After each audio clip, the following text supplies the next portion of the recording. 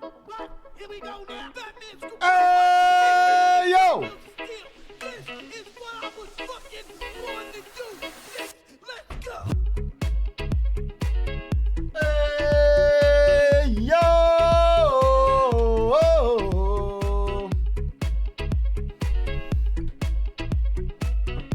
Da, da, da, da, da, da.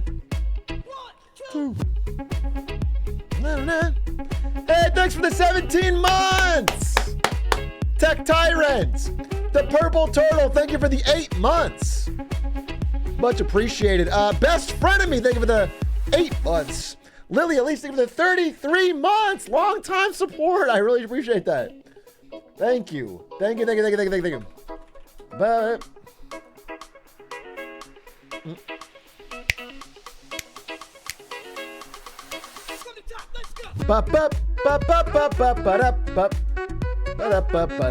Britain Plays, thank you for the 36 months. I'm sorry, your username is Rudy Giuliani in drag, and you've been subscribing for 16 months with Prime. How did I never notice that? I would have definitely noticed if I'd have thanked you before. Rudy, that's how you want to present yourself to the world? That's the online name that you want everyone to know you by. Rudy Giuliani in drag. Slay. Thank you for the sub, the B3003. Thank you. Appreciate that. Prof Peer, thank you for the 5 gifted. My God, so much to talk about today.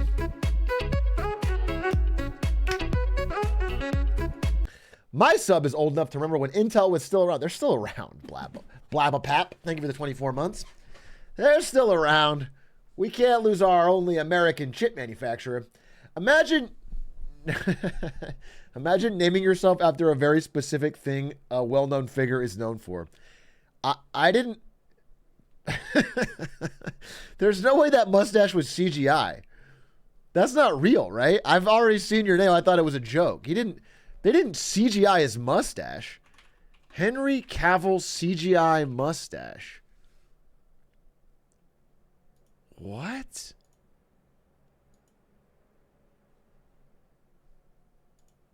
In Justice League 2017, Henry Cavill's mustache had to be digitally removed as the actor was already filmed. Oh my God. So they CGI'd out his mustache. That's so funny. Well, they didn't add it. They took it out. That's crazy. That's really crazy. I didn't know that. I didn't know that. Apparently it costs $25 million. Justice League executive. We can just CGI Henry Cavill's mustache out. It will be fine and not look weird at all.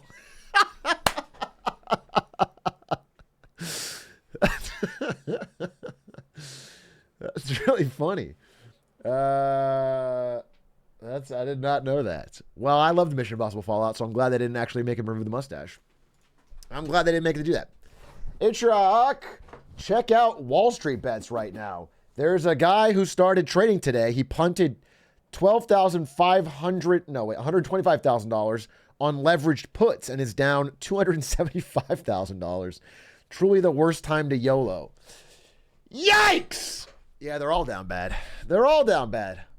Both puts and calls. They're, but that's not new. I mean, Wall Street's bets has always been punting. What I love, dude, you know what I have to give credit to? Listen, I don't like crypto people. Never have, never will. I'm sorry. I think crypto's a fucking scam. I don't like it. But one thing I like about crypto bros is they got a real gallows humor when they're like so used to it being so swingy. And so all the crypto people posting the like them putting on a McDonald's hat.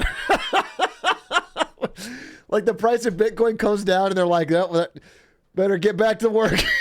I love that shit. I think that's so funny. Yeah, welcome back. How was the moon? Welcome back to McDonald's. How was the moon? Yeah. I think that shit's hilarious. Wall Street Bets is like that too, but I think it's better. The one I didn't see this. The entire market is down. There is one thing doing well though.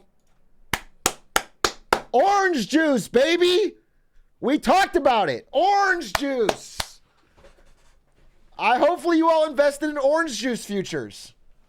You'd be set. To the moon. Put your family's retirement in orange juice. The juice is loose.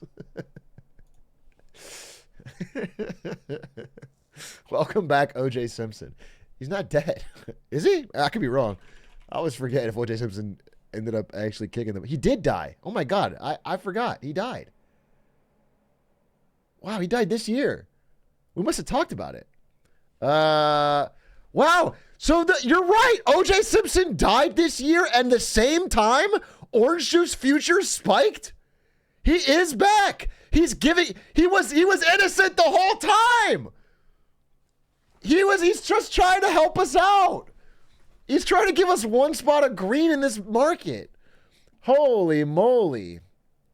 OJ Jesus. Of course he was innocent. The glove didn't fit. So true. It was an airtight, when you take the glove and I can't get it on. Well, guess you couldn't have killed your wife. Did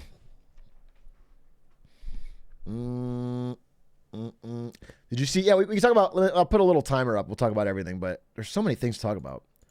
I have a presentation, but it's all about what happened today, and so it's a mini marketing Monday, just going over all of the news in the past like 24 hours. So I'll do a shorter timer. We'll talk about it. I have slides, but there's so many things to talk about. I couldn't include even half of everything. Somebody mentioned the RFK Bear stuff. You guys don't know RFK is the current third-party candidate in the presidential election. He's polling better than any third-party candidate ever has, but obviously he's not going to win. We're a two-party country.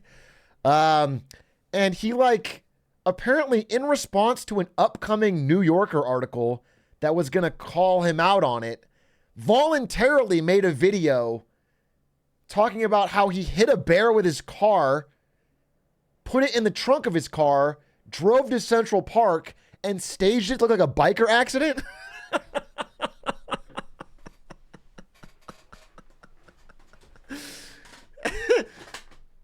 No, since Ross Perot, obviously. Ross Perot, yeah, obviously.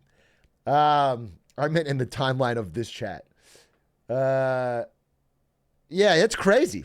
It's crazy that we have so much wild election news that it's not even like the biggest news, but RFK Jr. voluntarily admitting that he fucking hit a bear and then faked it. That's a biker accident. It's crazy. That's crazy. It's so funny. What's crazy to me is that he felt the need that he had to get in front of that story. It makes him look tough. Yeah, I'm not so sure it helps him. But what's really great is all the memes now of him voluntarily. It's like RFK, nobody talking, RFK Jr. out of nowhere. So I was at a wet market in Wuhan back in 2020, in January 2020. And I got to admit it. No, it's just they're having him admit everything.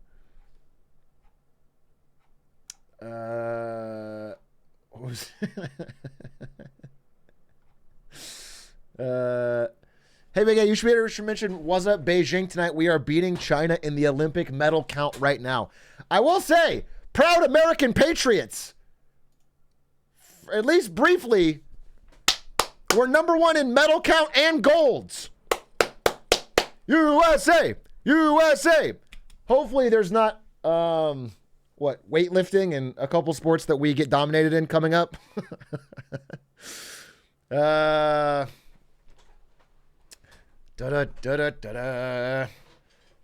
actually, with track, with athletics and with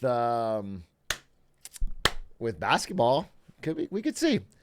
Stop the count. Stop the count, folks. Let's call the Olympics off right now. USA, baby.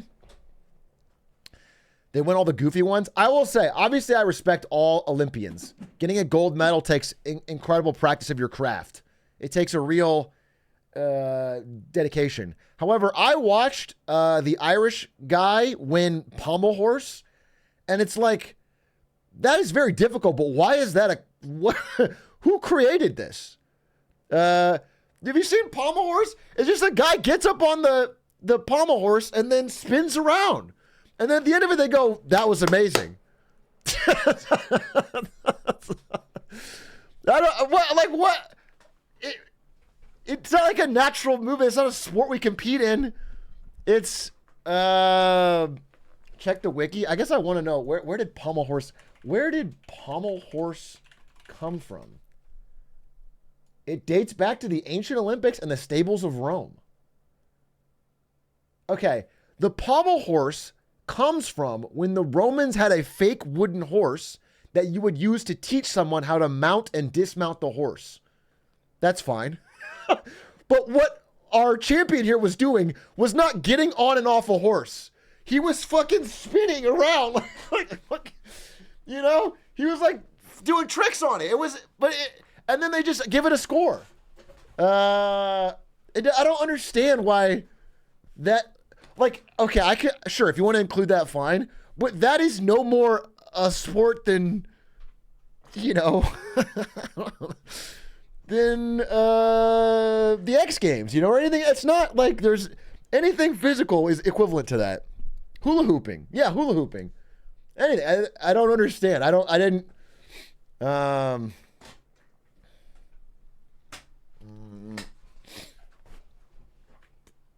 I mean, what the fuck is basketball? Again, if you zoom out far enough, you smoke enough weed, it's like, what are any of it? I understand. But like with basketball, there is like an established global sport that people play regularly. So we want to see who the world's best is. But pommel horse, I feel like I only hear about it at the Olympics. MMA in the Olympics would be crazy. Damn, it would. I mean, that, if you think about pure primal, you know, it's like, who's the best fighter in each country? Wait until you pommel your first horse and then you'll get it. You know what? You're right. I would like to retract my statement. Okay. How can I judge without having tried it? That's actually fair. I've never pommeled my first horse. Okay. So we'll have to do a pommel horse stream where I,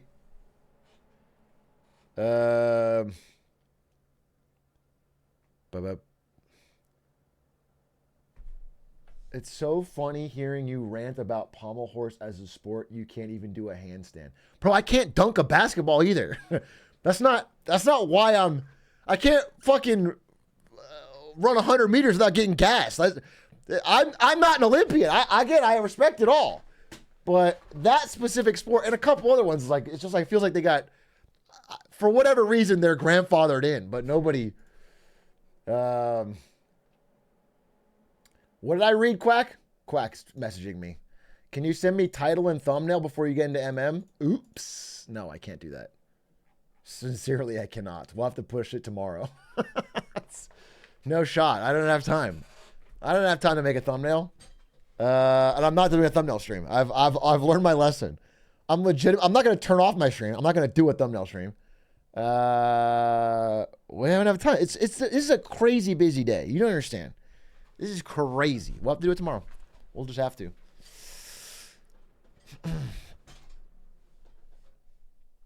Unless Zinjo can make, if Zinjo can make a Doug thumbnail, upload that, Quack, and then we'll do Olympics tomorrow.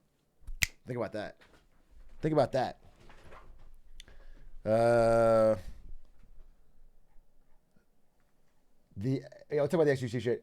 Egyptians get so mad about the exclusion of squash from the Olympics because it's the only sport we're good at. My dad loses. Yeah, like why? They added breakdancing and his head exploded. Yeah, like why? Why not include squash? That's what I'm saying. Or is cricket not in the Olympics? Is cricket not in the? Cricket is like a huge fucking global sport. That should get a medal more than pommel horse.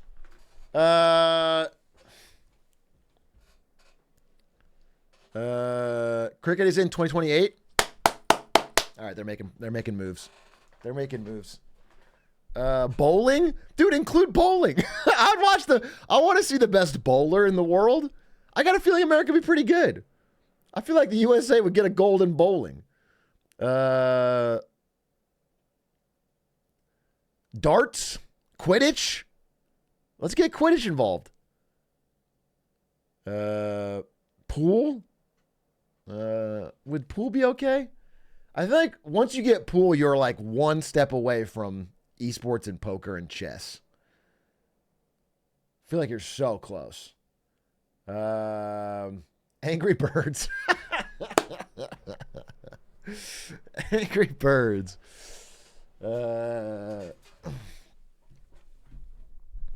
Esports is voted in. Yeah, they're doing like a separate thing though, right? It's not. Maybe I'm wrong. I could read it deeper. I thought esports is a separate Olympics, but they're not gonna like put it in the. You're not gonna be watching the Summer Olympics and see fucking FaZe Clan up there winning Counter-Strike or something. I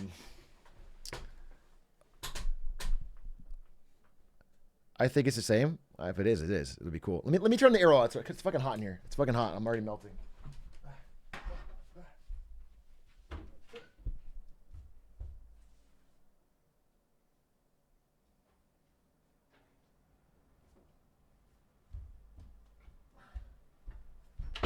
All right, take my socks off. Get my toesies out, you know? Let the dogs loose. Probably pop a freezer shirt in there.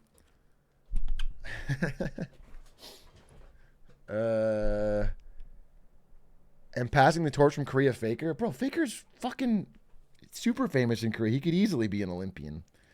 I don't think people would be mad about it. Did you see the swimmers vomiting after? So I didn't watch much swimming. I'll be honest with you. Can someone explain to me what happened with the Olympic swimmers and vomiting in the pool? Because I thought in the river. I thought they decided not to use the river. Was that fake or what? Like I don't understand. I thought they decided not to do it.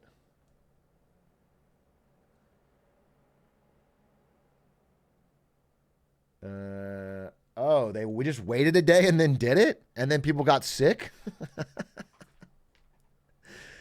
Oh, gross. Gross. They swam in the poop river? Yeah, I heard one of the athletes was just vomiting. One woman got E. coli. Great. That's like the most predictable. That is the most predictable outcome. We've been talking about it for weeks. Hey, it's the poop river. Don't swim in it. Are they going to swim in it? No. And then what? They do it, and that's crazy.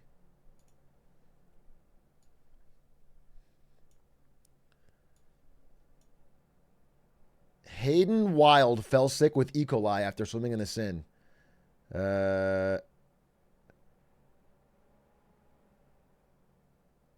The athletes were sick for 2 days following the individual triathlons.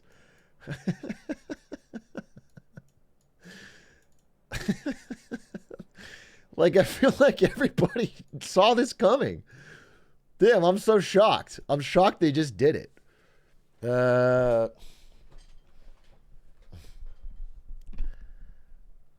Atrioc, I really enjoyed Red Rising. Only got 2 chapters left and I'm already looking forward to the next book.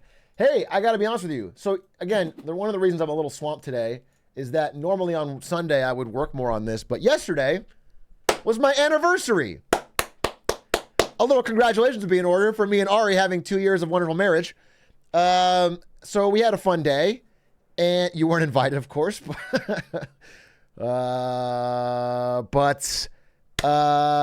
we had a great day yesterday, and one of the things I did at the end of the day when we were going to bed was I read this book.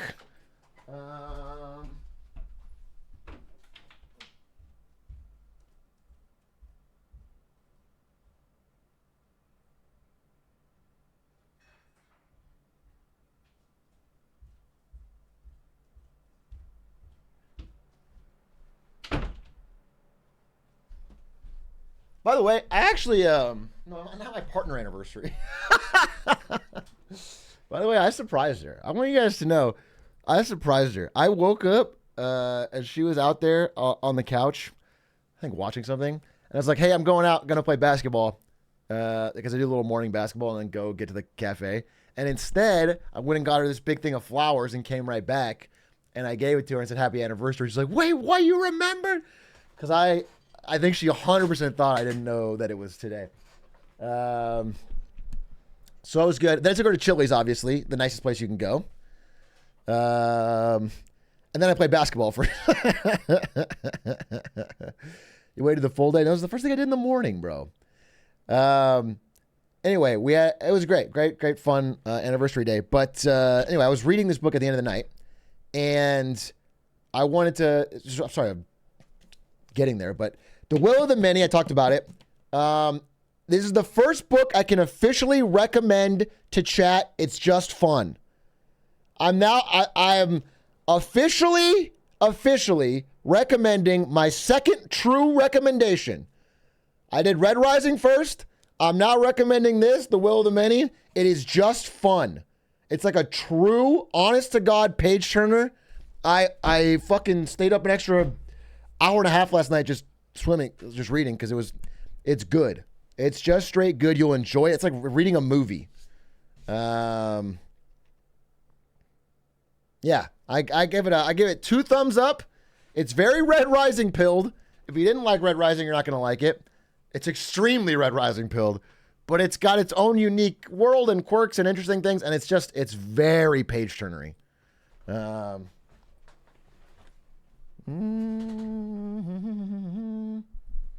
I watch you read it?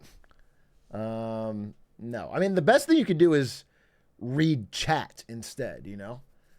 Scholars have said that while reading a book can be good for your mental, reading chat is great for your mental because because the text comes faster, your mind works quicker and it gets stronger.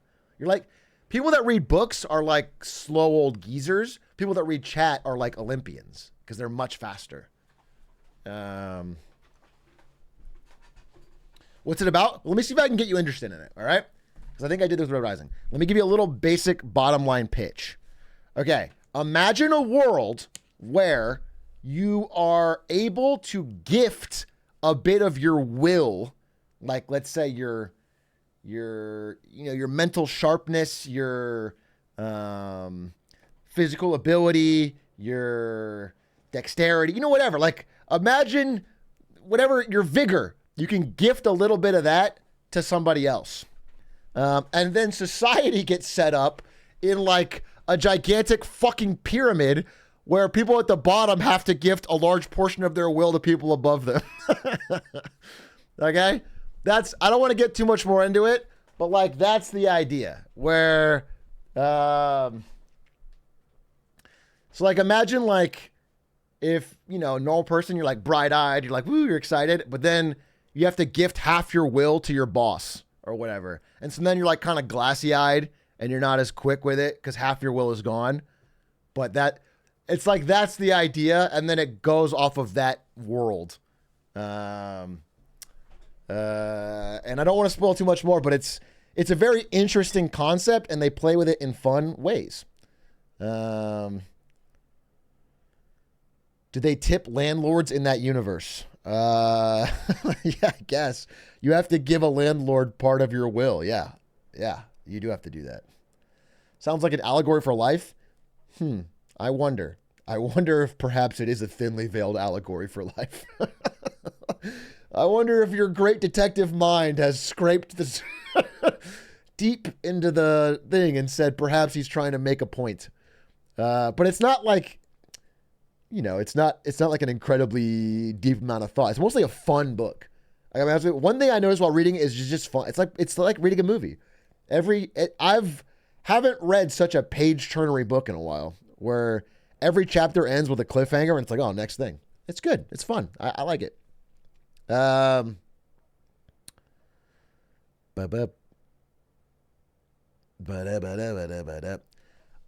would love to hear your thoughts on dude, can you see? Sorry, I had a little beef with Adish today. I had a little beef with Adish today in our Discord group chat because he uploaded the video of me talking about, the long-term problems of passive investing today and said why these 3 stocks always go up at the exact time that all 3 of them were crashing. Like, first of all, that's not what I was. It's like such an incorrect title and thumb. And, people don't understand that I don't upload these things. Some people do, but not everybody. And some people in the comments are like, they don't understand the video no matter what I say. So they only go off the title. So he had to change it. But it's as a banger of video. I can't wait to see the partial take. Oh, I'm glad you liked it. I think the video is great. I'm really glad I talked about it, and I actually think it turned out better than I would have thought for off the cuff. But I just think that title and thumb doesn't make sense for the video, nor for today. So you fixed it up. Don't worry about that. Atrioc, if you lost, wait, I'm sorry. This is the comment telling you to sell Fint. I can't see what your actual comment was. If you lost $19K in the last 2 days, what would you do to get it back before your parents get their monthly bank statement in the mail? Please answer quickly. Sell Fent, bro. Yeah, the chatter was on the money. You're going to have to sell Fent. Well, I forgot. You can always sports bet. That's what it always works. Sports betting. I don't know if you'll invest in stocks when they could just invest in sports. Klarna the losses. You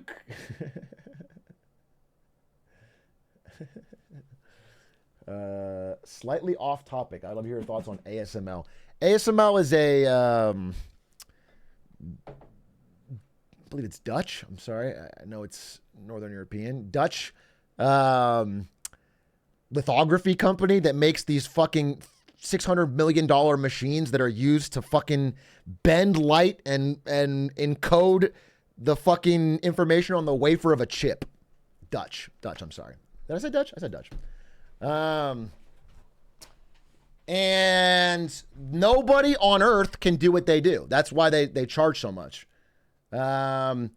They are extremely valuable to the world economy, and their machines get bought by Taiwan, who uses them to actually make the chips in their foundries, TSMC. So ASML is extremely important. The United States, despite not owning ASML, it's not an American company, still has strict rules on who they can sell to. The United States military strictly enforces the fact that ASML cannot sell their machines to China because they are extremely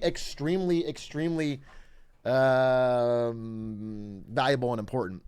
And there is an incredible amount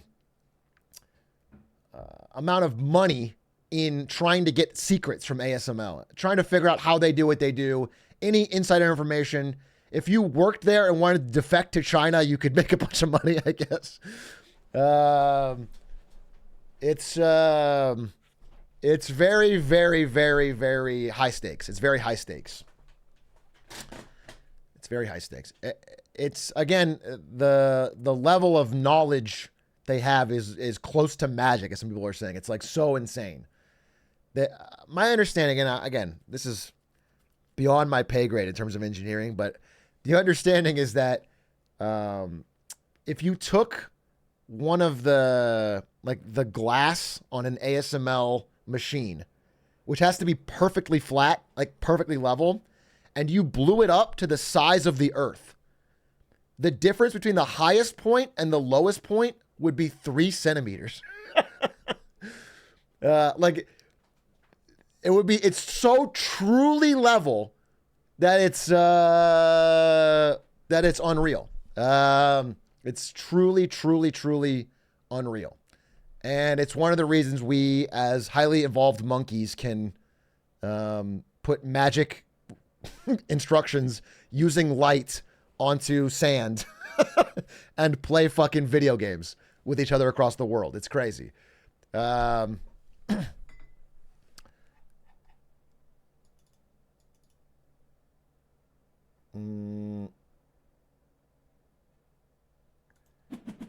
Feels strong, man. I bought a lotto ticket every day with Klarna, and after half a year, I won 90 pounds. Why don't they ever talk about the success stories? I think they want to keep you down. You know what I'm saying? All the people out there that hate when regular people find a way to come up big. They want to keep you dumb and poor. Okay? Heroes like Klarna and Afterpay are just trying to give you an affordable way to borrow money. And the fucking woke agenda is trying to keep you down. They don't want you to be able to borrow money at exorbitantly low interest rates to buy lottery tickets. They want to keep their boots on our necks. Yup, exactly. Thank God for the heroes at Klarna and Afterpay.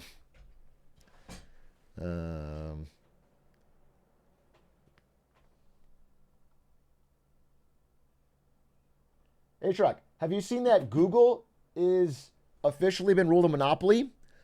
Automatron, I have to ask you, what do you think the title of this stream that you clicked on is? It's just a simple question. What? Can we read it together? Can we go through it together? I'll start. I'll say the first part. I said Marketing Monday, big news. You say the next part. Stock sell-off, okay? And then Japan. And then what? What's that next part? Did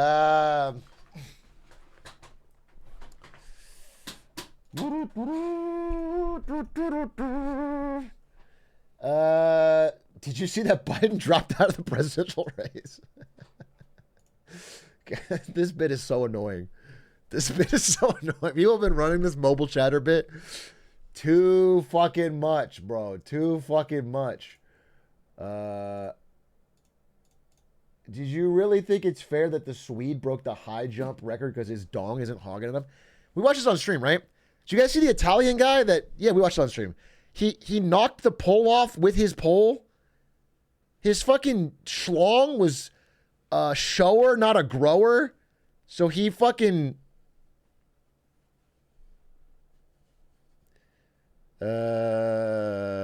he was packing, yeah. The ancient Greeks were right. He was French? Oh, I'm sorry. My bad. He's French. Is the stock getting super inflated like that? Should the housing market collapse due to bags getting bad? Shut the fuck up. Small question here, but obviously not. No. Anytime a stock is what you might call overvalued, and again, nobody knows. Nobody can tell you it's overvalued. We're just guesstimating. But once a stock is overvalued, it's only good for the company because they can hire people and pay them in stock, which they do. So they can hire better people and more people, and they can acquire companies using stock. And it's like, yeah, it's just all good. They love it. They would love to, and then their executives get paid more, and it's all winning. And the only people that lose are people that invest. If you buy Apple shares when they're overvalued, and then eventually they go back to what they should be valued, then you lose money. That's what.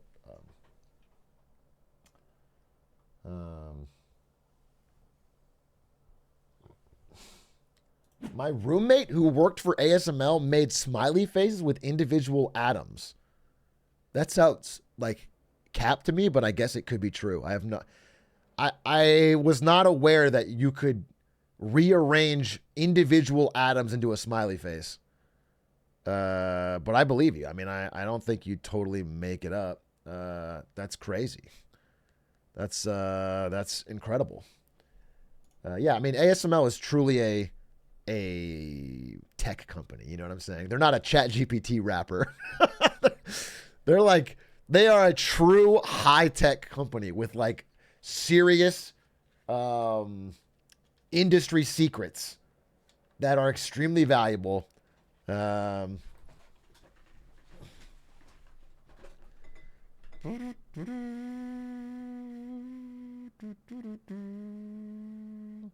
Any thoughts on Harris VP picks? I hope it's Tim Walz. That's what I hope. And it's being announced within 24 hours. Within 24 hours, we'll know Harris's VP pick. It's Joe Biden. God willing. ASML should sell to China making more money. I mean, yeah, I don't think they particularly care, but they're under U.S. export restrictions. I don't see why ASML would have a problem with selling to anyone that wants to buy their multi. Although, I mean, understandably, like, China very much does not want to be reliant on ASML, you know? So, like, if they buy the machines, they'll want to do anything possible to reverse engineer them.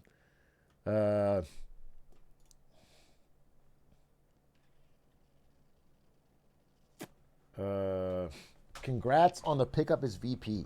Dude, imagine. I'm VP. Go dumb hard, dude. I would have step one. You know what? I'm going to do a bold stance.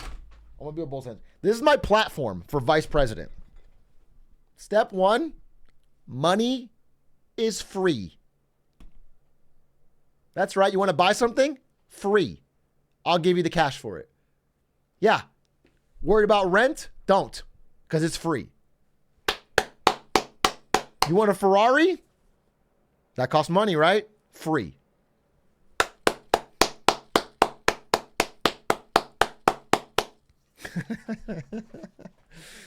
You get free. You think McDonald's too expensive? I'm going to make it free. It's all going to be cheap. That's what about working? You don't have to. Working sucks. Everyone knows that. You don't have to work. That's my vice president.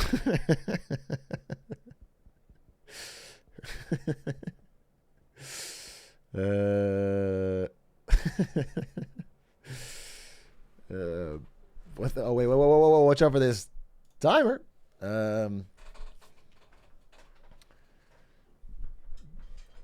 Did you see the black SUVs leaving Tim Walz's house 3 hours ago? Do you think I was right before I went live? I was in the bushes outside of Tim Walz's house? Because I was, and I did see them. So why would you even ask me? Clearly you were there too. Clearly you were there too. Yeah, I don't know. I think it would be great if he got picked. I thought he'd be a shoo-in after he's been really, really, really good in his media performances in the past few weeks. But Polymarket says it's Shapiro. Ben Shapiro, actually. Ben Shapiro is the favorite for Kamala Harris's vice president.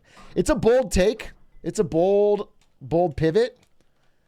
But I think it like reaches across the aisle. You know what I'm saying? Oh, Polymarket shifted? Wait, really? Wow, it did. Oh my goodness. Timmy boy. My bet on Michelle Obama's not paying off. I put $6 million on that. That's fucked. Timmy boy, 51%. I think this would be the best pick. I think Loki, I think he'd be a better pick for president. And when I say Loki, I mean high key. I mean quite high key. I think he'd be better for president, but you know, you take what you get.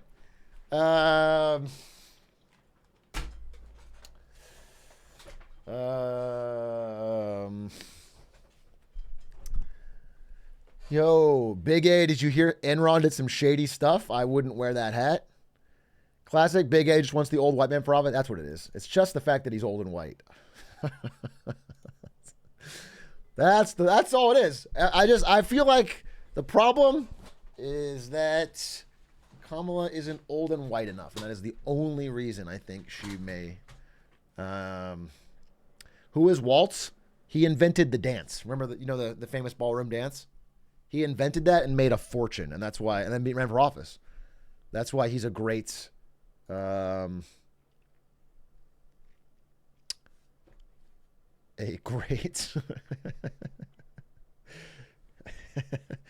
Vice presidential candidate. Have you seen the building of the Cross Kazakhstan Railway for China-Europe trade? To be honest, no. I mean, I know that they're building the Belt and Road Initiative, but I don't know a specific Kazakhstan railway for China-Europe trade. Legalized dank kush. Big A, I heard JD Vance plays Magic the Gathering. Does that change who you're voting for? Is that real? If that's real, I'll fuck a couch right now. JD Vance, Magic the Gathering. Oh my God. Wait, it is real. I take back all my words. I thought for sure you were joking. Wait, what?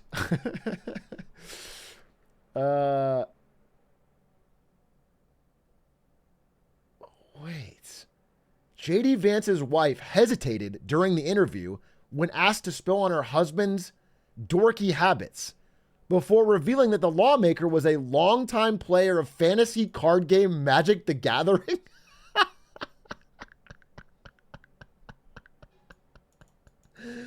That's crazy. JD Vance plays MTG? Damn, maybe he's based. I take it all back. That's crazy. He called. I mean, he is married, but that he called women without kids childless cat ladies when he's a fucking 39-year-old Magic the Gathering player. Bro, it's just like you can't be judging. It's just fucking fair and fair alike, dude. I have no problem with I play Magic the Gathering. I wouldn't judge nobody. Dude, I actually need to know. I actually need to know what type of decks he plays. If JD Vance plays like mono red aggro or he plays fucking blue control, I'm rioting. I'm January 6th thing, dude. I can't. I can't. Oh, he probably he plays white weenie. White weenie. Very funny. Very funny. Very funny. Very funny.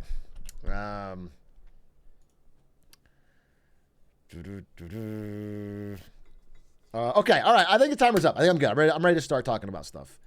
I just wanted to get, again, expectations. This is all new. I made this in a few hours before today. I just wanted to talk about some stuff that's going on. Shuds, thank you for the 2 months. Why have a timer? Keeps me generally on track. Why have a bad attitude about it is the real question. If Tim Walz is selected as the VP, both tickets would have the same total age. That's not true. That's so stupid. That it's like it's a rule. We have to the president and the VP have to add up to a certain number. That's wild. Did you see Logan's doing coffee? I know of it. I didn't watch any of the videos. I guess we can watch Coffeezilla's video today. I think it's fucking stupid. I don't need to get the details to know that Logan Paul's a scammer.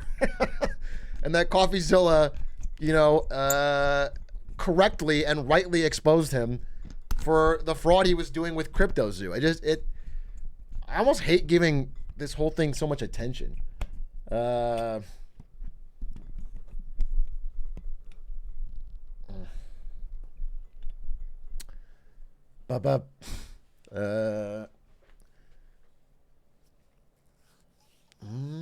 Did you hear the PM of Bangladesh fled the country? Yeah, we'll talk about that.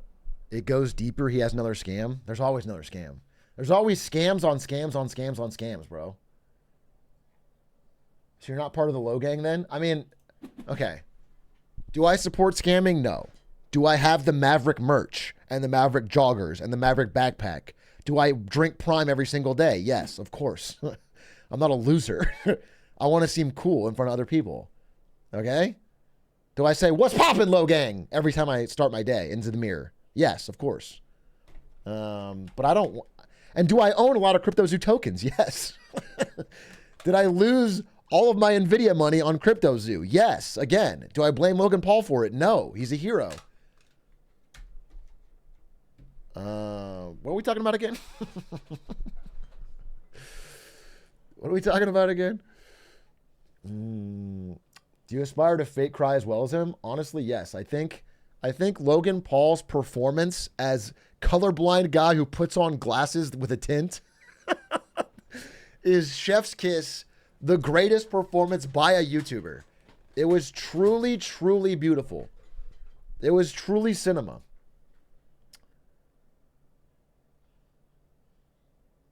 Big A, would you join the Sidemen if they offered to kick out KSI in exchange for getting you? You think that would go over well? I feel like the UK doesn't need more riots.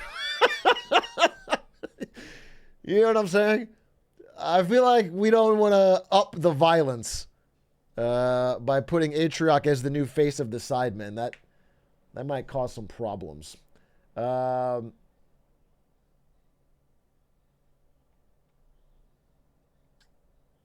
Who's... At least you both hide your hairlines. First of all, mean. Second of all, does KSI hide his hairline? Isn't he like 25 or something? I don't think... I guess he does.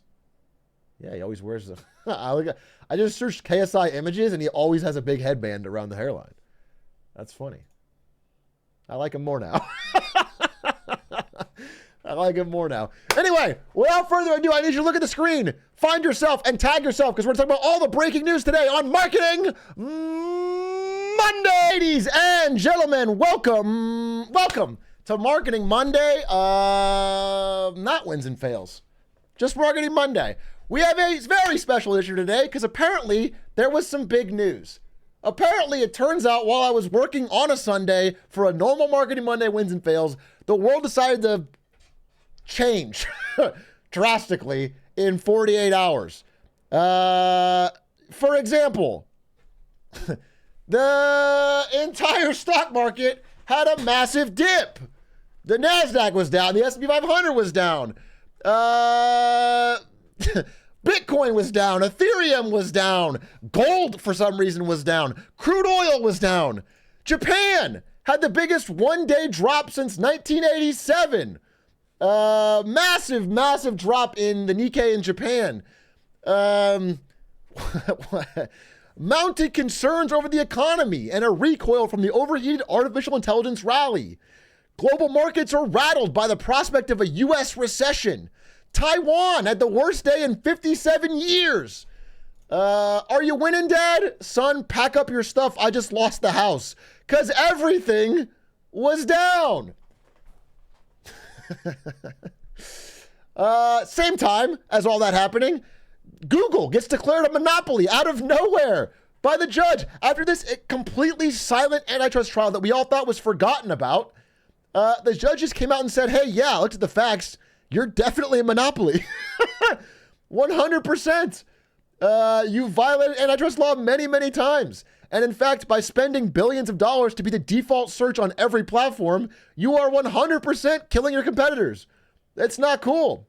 We don't know what the punishment will be, but that's happening. This is crazy. I did not expect this at all.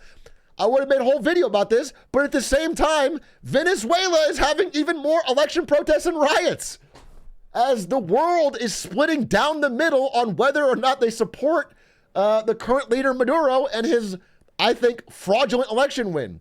At the same time as that, as I want to make a video on that, there's riots in Bangladesh where the prime minister of Bangladesh has fled the country. There's no leader in Bangladesh right now. Students stormed the capital, stormed her residence, started tearing down paintings, and there's deadly protests in Bangladesh as well. At the same time as you want to make a video on that, there's riots in the damn UK. There's riots in like 14 cities in the UK, anti-immigration riots, where people are storming hotels containing refugees and trying to drag them out into the street. They're fighting with police. There's chaos in literally countries all over the world as the stock market falls, as Google's getting caught as a monopoly. At the same time, there's this extremely wild, every week there's new news, election going on in America, where in this past couple days, I just saw literally the worst answer on inflation I've ever seen from Kamala Harris. This is 45 seconds of my life I'll never get back. What else are you going to do to fix this problem with inflation? All right, thank you. Well, let's start with this. Prices have gone up, and families and individuals are dealing with the realities of... Sorry, I started over. All right, thank you. Well, let's start with this. Prices have gone up. And families and individuals are dealing with the realities of that bread costs more, that gas costs more. And we have to understand what that means. That's about the cost of living going up. That's about having to stress and stretch limited resources. That's about a source of stress for families that is not only economic, but is on a daily level, something that is a heavy weight to carry. So it is something that we take very seriously, very seriously. And we know from the history of this issue in the United States that when you see these prices go up, it has a direct impact on the quality of life for all people in our country. So it's a big issue, and we take it seriously. And it is a priority, therefore. The question was, what are you going to do about it? Not what is it? I assume the reporter's asking, what do you do about inflation? They know what inflation is. But on the same time, at the same time as that terrible answer is happening, I look over at her competitor, Donald Trump, is TikTok dancing with Aiden Ross in front of a MAGA Cybertruck. What is happening in the world?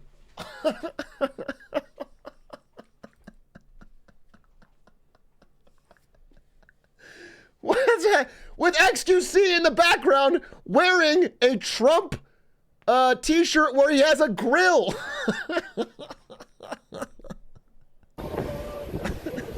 I'll tell you about TikTok. Trump is going to keep TikTok going, whereas Biden and Harris have no idea what it means. And all it's going to do is be good for China the other way. It's no good. We're going to save TikTok. Trump's going to save TikTok because getting rid of TikTok would be good for China. That's what he just said. These are the people I have to vote for.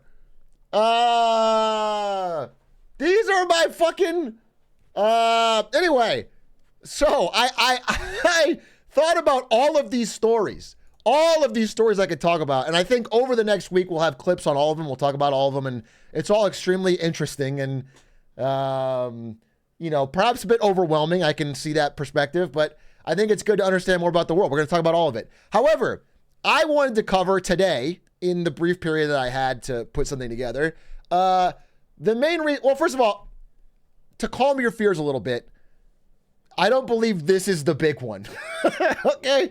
Now, who knows? But I don't believe this stock sell-off is anything more than a relatively minor bit of shaky turbulence. Okay? This is not the big one. This is not, as of right now.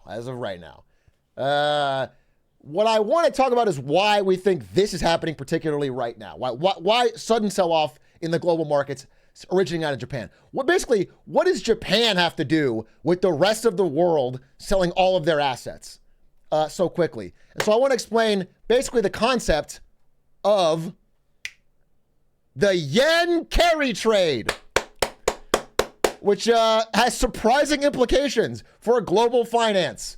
Why does this stupid currency out of Japan have so much influence over the world? I'm going to explain the yen carry trade a little bit and what it had to do with today and yesterday's big sell-off. Okay, first, I'm going to very simply explain what it is and why it's happening. Here's the steps. Step one, borrow money where it's cheap. This is the yen carry trade, okay? Step one, find a place where it's cheap to borrow money, borrow it. Now, how do we figure that out? Well, let's look. This is the cost of borrowing set by the central banks of each country. United States, to combat inflation, raised cost of borrowing. The UK, raised cost of borrowing. Eurozone, raised cost of borrowing. Who's still down there at fucking zero? Japan, still at zero. I used the wrong color. I used red for US. That's my bad. Editors fixed that. Anyway, Japan still at basically 0% interest rates. Actually less than zero in this case. It's zero now, but the point is it's very, very cheap to borrow. Costs you very little in interest to borrow money in Japanese yen. And they do that to help stimulate their, frankly, flagging economy. Step two, take that money you borrowed and convert it to United States dollars. Put on that cowboy hat, okay? Ayaya, cowboy. All right? Take your yen you borrowed and convert it to USD. Now, technically, this can be any other currency where you can find something productive to do, but the main one that's chosen is USD. So you convert it, okay? Now you have a bunch of dollars. So even though borrowing dollars would be expensive, you borrowed cheap yen and now you have dollars. Nice. Then step 3, take those dollars and buy something that goes up. It really is that simple, folks.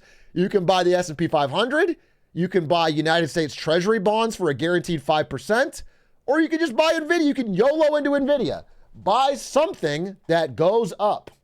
Now, you've turned the money into something more. Now you just got to pay back your original borrow. But it's gone up, right? So it's worked. You borrowed the cheap money, you bought something went up, and you pay back the original thing. Genius. Here's the step-by-step.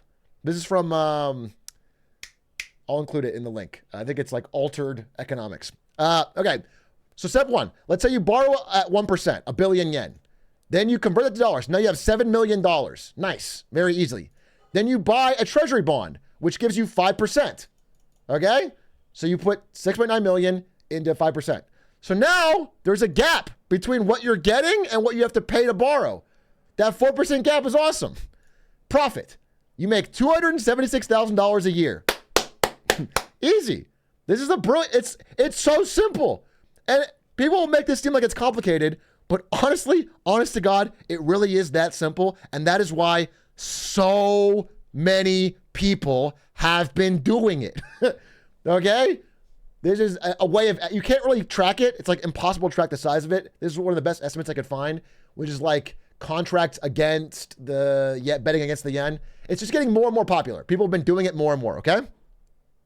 And it's guaranteed profit unless a couple things happen, which will probably never happen. But unless a couple things happen, it's guaranteed profit. And you can buy your golden anime figurine.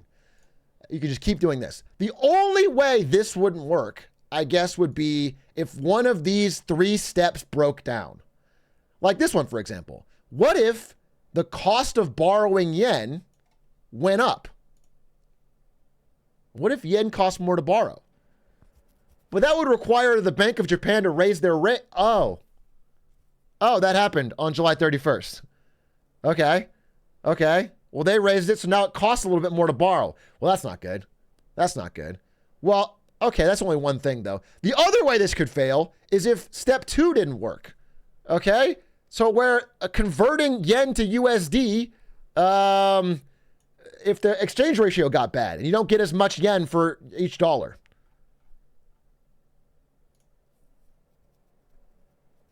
Oh. Oh, you could get 160 yen for $1 a week ago. Now it's only 140. Ah, yikes. Japanese yen performance against the dollar suddenly lost all of its gains. Okay, all right. That would mean that, like, for example, the part where you convert the money back and pay off your original debt and make $276,000 a year, imagine if the exchange rate shifted even slightly and you only got 7 million for 1 billion yen, all of a sudden your 276K profit becomes a 450K loss.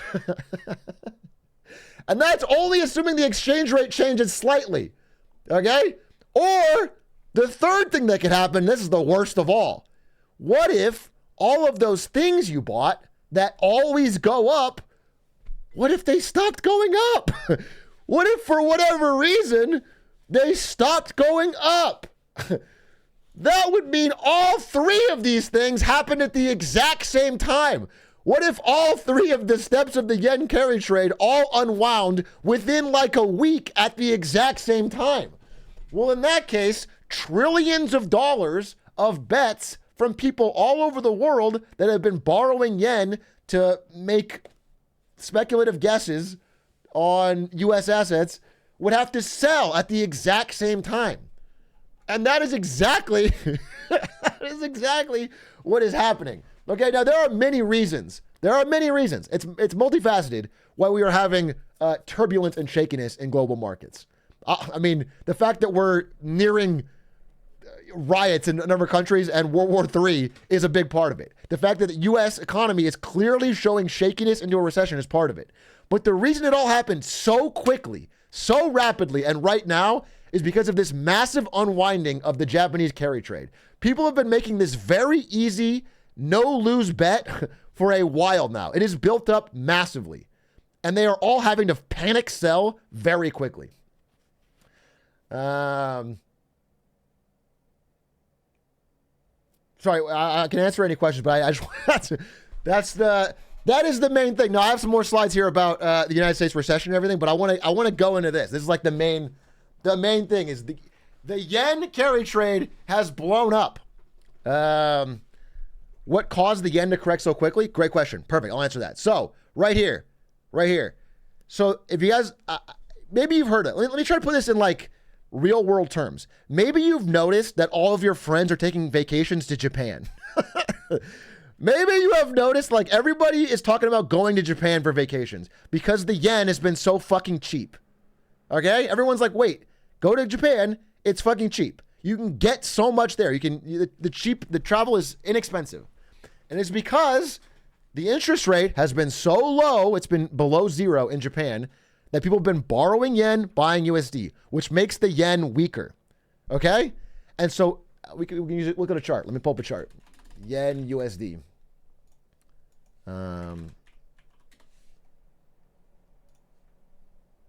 Okay. Here. Wait. This is the amount of yen you can get for $1. It was going up and up and up and up, and it reached 160. And at the time it was reaching 160 was like the greatest time to vacation there and the worst time to be a Japanese citizen because you were getting paid in this currency that was worth less every day. And Japan imports everything. They're a fucking island nation. They have to import everything. Okay? So Japanese citizens were like, wait, my yen is going less and less far. I'm feeling the sting of inflation. And they're getting madder and madder and madder. And the government of Japan is getting more and more panicked. And they were doing these defenses around 160. They were like taking some of their dollars and buying yen rapidly in the middle of the night, $40 billion, trying to defend it and scare people off of the speculating. Finally, they had to do the ultimate, the last big arrow they have, which is raise interest rates, which is exactly what they did right here. They raised them unannounced. I mean, this is like a surprise. They surprise raise interest rates. Now, it's not even a lot. It's 0.25, and it's still small. But it was such a shock because it could mean, first of all, that more is coming.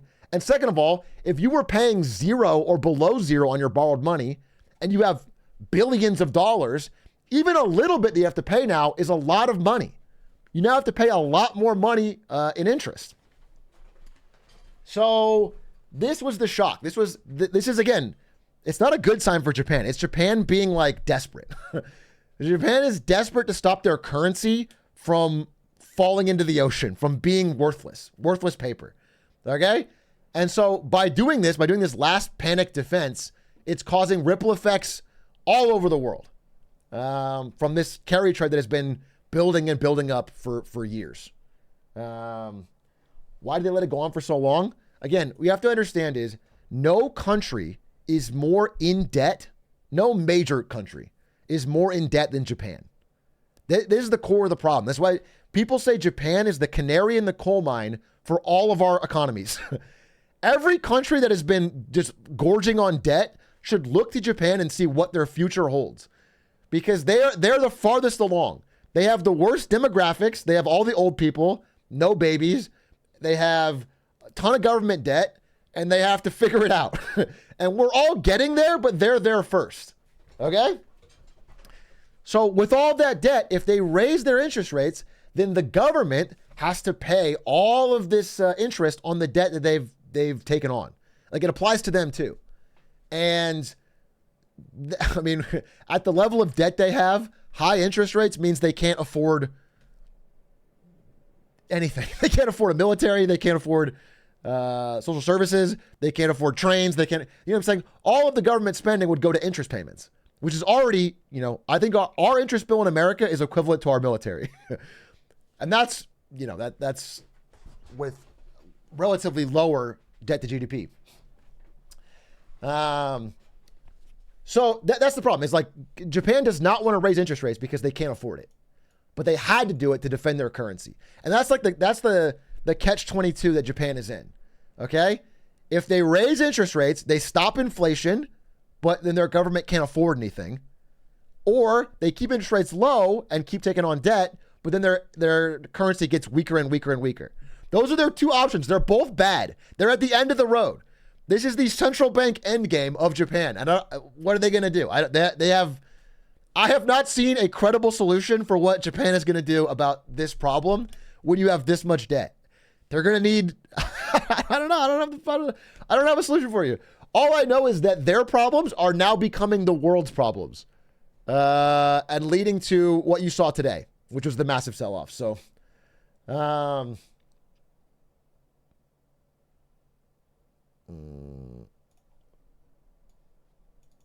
isn't the U.S. trillions in debt? Aren't we suffering? The U.S. has the most, like in terms of dollar value, the most debt. But it's debt to GDP that really matters. It's like your income. Like imagine your income versus your debt. If I have like $150,000 in debt, but I make $100K a year, that's not good. But it's not as bad as if I had $100,000 of debt and I make $20K a year. Do you understand? Japan has a much lower GDP than America, so they have way more debt to GDP.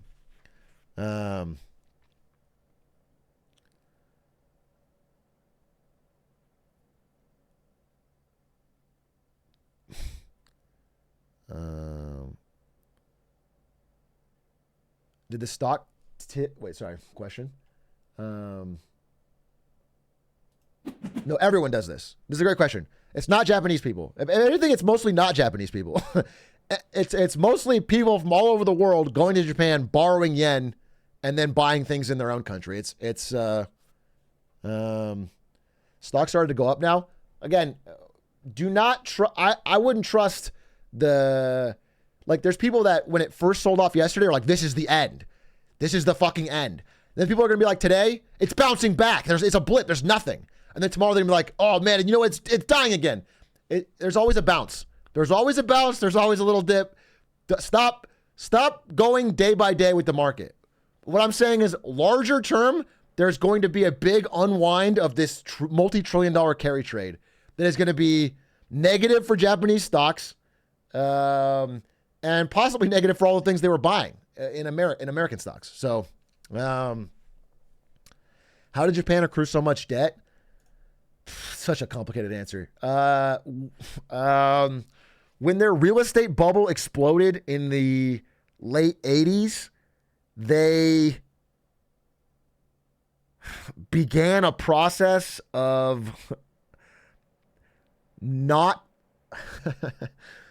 they didn't want to deal with the short-term pain of that exploding. So they used a bunch of debt to smooth things over, and it basically stifled all growth, and they just ran on government debt for 10 years. They kind of propped up the economy with low borrowing costs and government debt for actually 20 years. 20 years.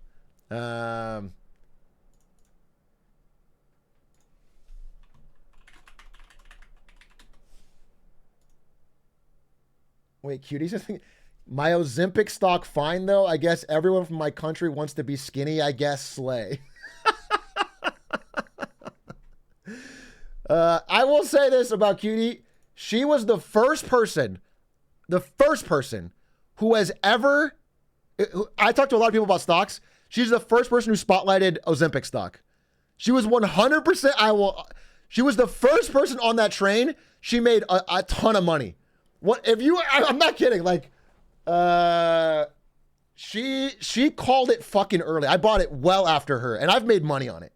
I bought it because she recommended it, and I made money on it, and she got it fucking early. However, Cutie also messaged me today saying, should I buy the dip in Intel stock? What was it? Intel and Nvidia. And I was like, nobody knows. Nobody knows. But I did say this.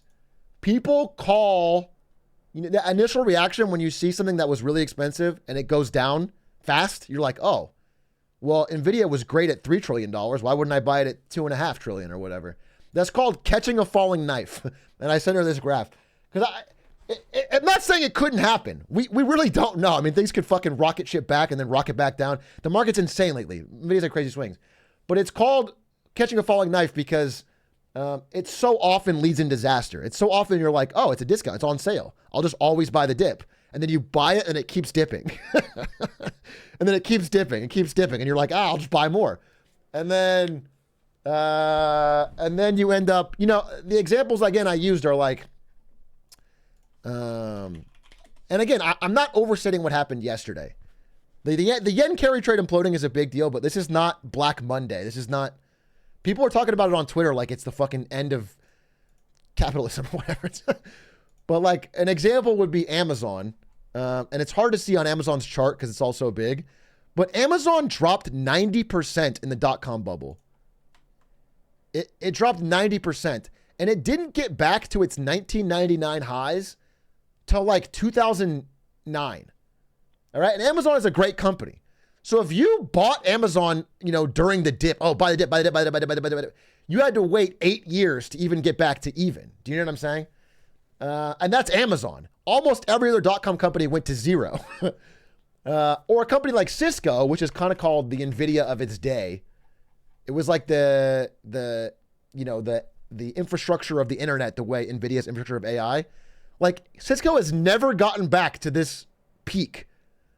And this is like people like, imagine if, this is NVIDIA, right? It gets to this incredible height, one of those valuable companies in the world. Then it dips and you're like, oh, buy the dip. And you buy it right here at 68. You don't get your money back, even close, for 20 years. Not even close. 2 decades of your life. So you have to understand, like, this can happen. You have to understand. All right. That's what I'm saying is like, and these are both good companies. That's why I use these as examples. I think Cisco is a great example because it's not a bad company. It didn't die. It has employees. It does well. It sells products. But like, it gets overvalued sometimes. And there's a general feeling, especially among me, that the big tech stocks are clearly overvalued. Clearly. That we shouldn't have 3 companies worth $3 trillion. It doesn't, it's ridiculous. So among, I'm just saying among me because I'm not trying to fucking say among us, dude.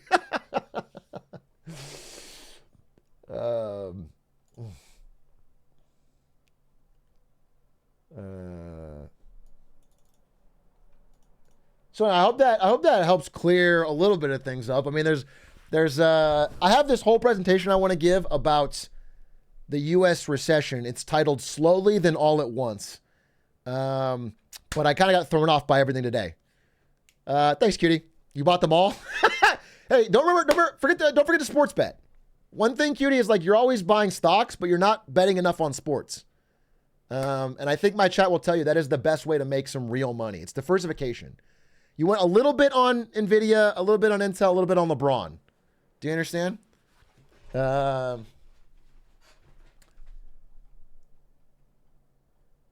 I bet a lot on sports. Okay. Good. Good. I'm not worried. You're unloaded. You're unloaded, cutie. You're fine. You're gonna make. They get the good deals. I was talking to Squeaks. He was telling me about his current deals versus. You got bank.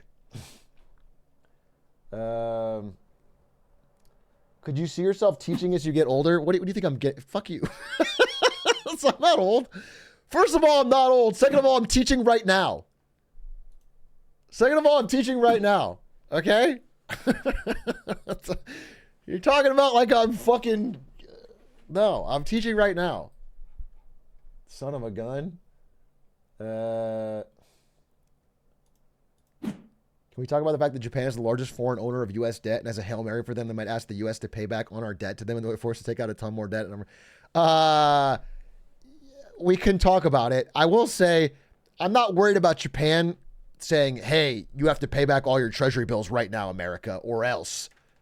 That's not a real thing that happens, and also that's not how treasury bills work. They have a specific time on them. But I am worried about Japan not having enough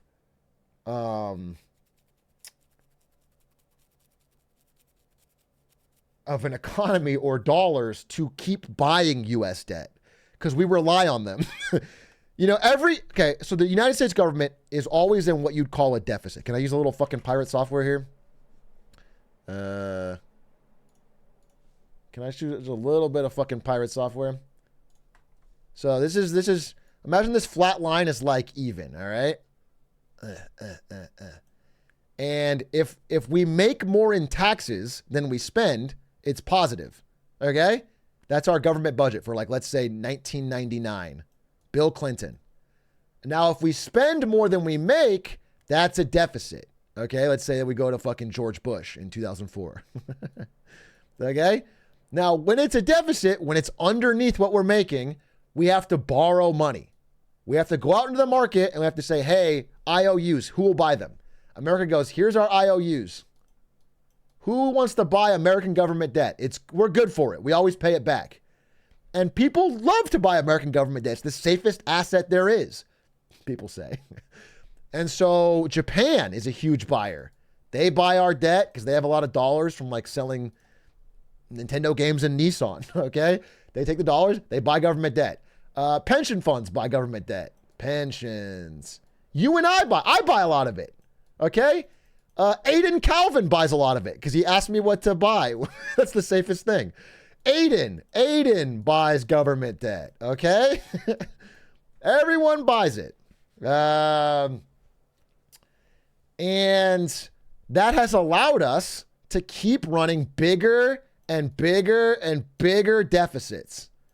Bigger and bigger deficits over time because people keep buying our debt. However, lately, in like the post-2020 era, which by the way is one piece of advice I'll say, if you come into my comments on any fucking clip video and start talking about economics or research from before 2020 as like proof of something, I'm going to throw you out. So much has changed since 2020. Everything you're talking about is out of date. Let's keep to what's changing. Okay. All right. Okay. So since 2020, we've been going to the market and we've been putting out our huge deficits and asking for IOUs. And some days we don't sell them all. This has never happened before. Some days in recent years, we go out and we say we have all these IOUs and they don't all sell out, which is spooky. Okay, because normally Japan would buy them all, or this guy would buy them all, or that's scary. Okay, because when that happens, what you have to start doing is raising the amount of interest you offer. It's called raising the yield. And when you have to do that, then you have to pay more in interest, and then your government becomes 90% spending on interest. So just understanding like that is something that's just the early stages of it are happening. It's like, oh, wait, we're not selling all of them? Okay, well, next day we'll sell the rest or whatever. It's like we're just not getting a bid on everything. And one thing the government can do and has done, isn't doing right now, but can do, is they just, okay, let's say the White House, this is the White House, needs money to buy a new tank, and we go to the market and put out IOUs to buy the tank. Okay? This is the White House. It's really beautiful. And if all the IOUs don't get sold, normally you'd be like, oh, well, tough titties. We can't afford the tank. But instead what you might do is get the U.S. Treasury to print money and buy the IOUs instead. Now, it's not allowed for the U.S. Treasury to print money and give it to the government. That would be inflationary. That's bad. But if they print money and buy the IOUs, then it's all okay. It's all okay.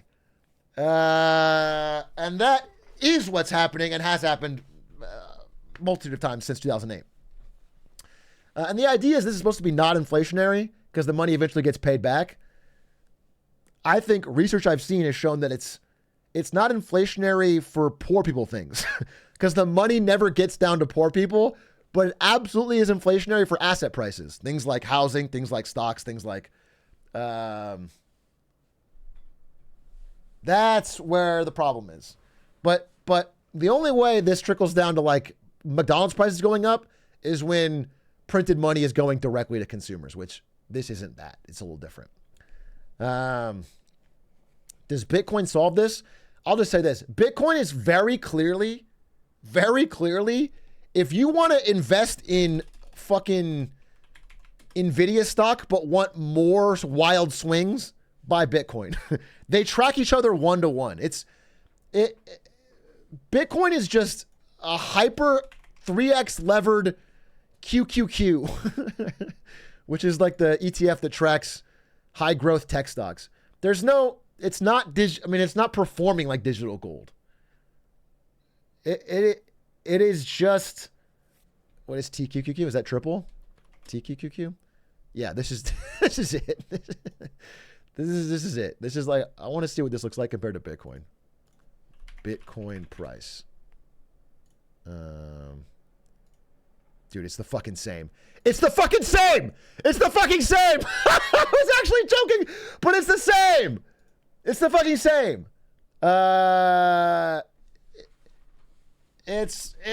They're so fucking, they move on the same thing. They're just based on excitement about tech and liquidity. It's not like a safe asset class, at least in performance so far, that like survives tough times. It feels like it's the first thing to get sold in shaky times. On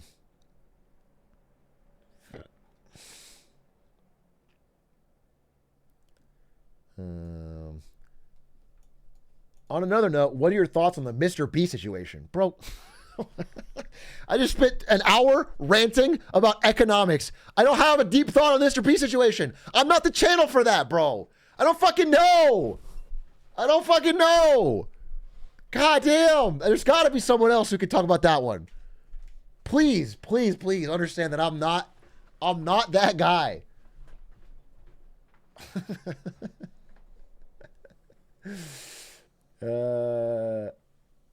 What's the pin? I don't know.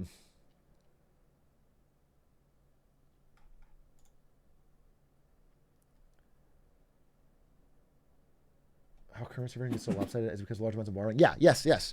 Again, when you're borrowing yen and trading for dollars, that makes the yen weaker and the dollar stronger. Okay, so just understand that if a lot of people are doing, if trillions of dollars are doing this constantly, then it's slowly making the yen weaker and weaker. That's like just a very simple way of thinking about it.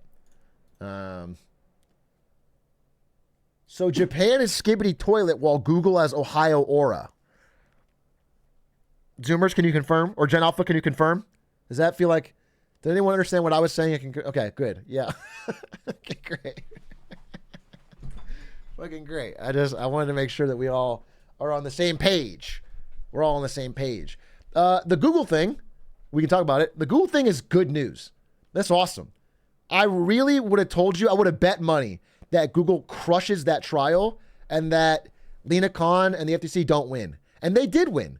They won a big case against a big fucking company. That's really crazy. We haven't had a big monopoly. I mean, it's going to get appealed and I'm sure there's going to be fucking dragging it out, but like this is such progress. And I want to say something. The polls in the election are getting really close and there's seemingly a really good chance that Kamala Harris could win. It's now neck and neck. Some polls have her edging it out. I just said edging, so everyone's going to spam edging. Let's pause for a second. Pause for a second so everyone can say edging. And then we can get back to, I recognize the second I said it, people are not going to be able to stop and listen till I, okay, we got it. I said edging. Yes, polls have her leading. Some polls still have Trump leading. I still think, especially if the economy continues to shake turbulence, I think Trump's probably going to take it, but we don't know.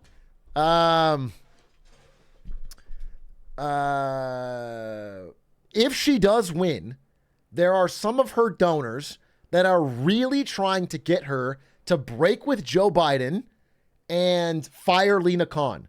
And I just pray, if there's one thing I could influence chat to care about, it's that you should be mad about that. I'm just trying to raise any way that I can some name profile of Lena Khan so that we know that she is legitimately doing actual good things for consumers. Not every one of them is going to save the world, but like we have never had a government in my lifetime that is actually pushing back even a little bit on corporate power and like reining it and making it think a little bit before it does whatever it wants. Lena Khan has done a very good job. Why do they want Lena Khan gone? All of the big like Hollywood moguls, like Reid Hoffman, the Netflix guy, he's a big Kamala donor and was saying how love Kamala, really hope she gets rid of Lena Khan. All right. Billionaire, by the way. They would like to get rid of Lena Khan so they have a free green stamp, rubber stamp, to merge and acquire anyone.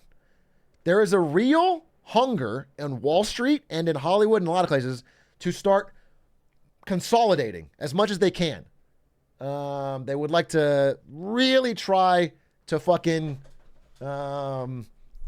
especially like, for example, Reid Hoffman at Netflix. Netflix would like to acquire a bunch of other streamers and streaming companies, production companies. They would like to become as close to a monopoly in streaming as they can be. They're already the leader. They'd like to be the monopoly. And they know that if they try that right now, it'll get blocked. So they would love Lena Khan to be gone so they can start acquiring. That's what I'm trying to tell you. There's a really push for that. Now, my understanding is if Trump wins, Lena Khan's gone for sure. But JD Vance did say like there's so I don't know TBD, but most likely she's gone. And but I was hoping that if Kamala wins, she wouldn't be gone. But now I'm getting worried because of these donors. So I just really, really hope that Lena Khan, no matter what, we can get her to stay in power. Is she related to Genghis Khan? No. Reed Hastings? I'm sorry. Yes. I think actually I'm talking about Hoffman. Wait. I am talking about Hoffman. I said Hastings from Netflix. I'm sorry. But Reid Hoffman, the LinkedIn billionaire. I'm sorry. LinkedIn.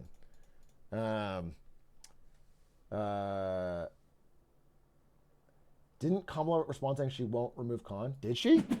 I didn't see that. And I've been looking for it, but maybe I missed it. I don't think she said that.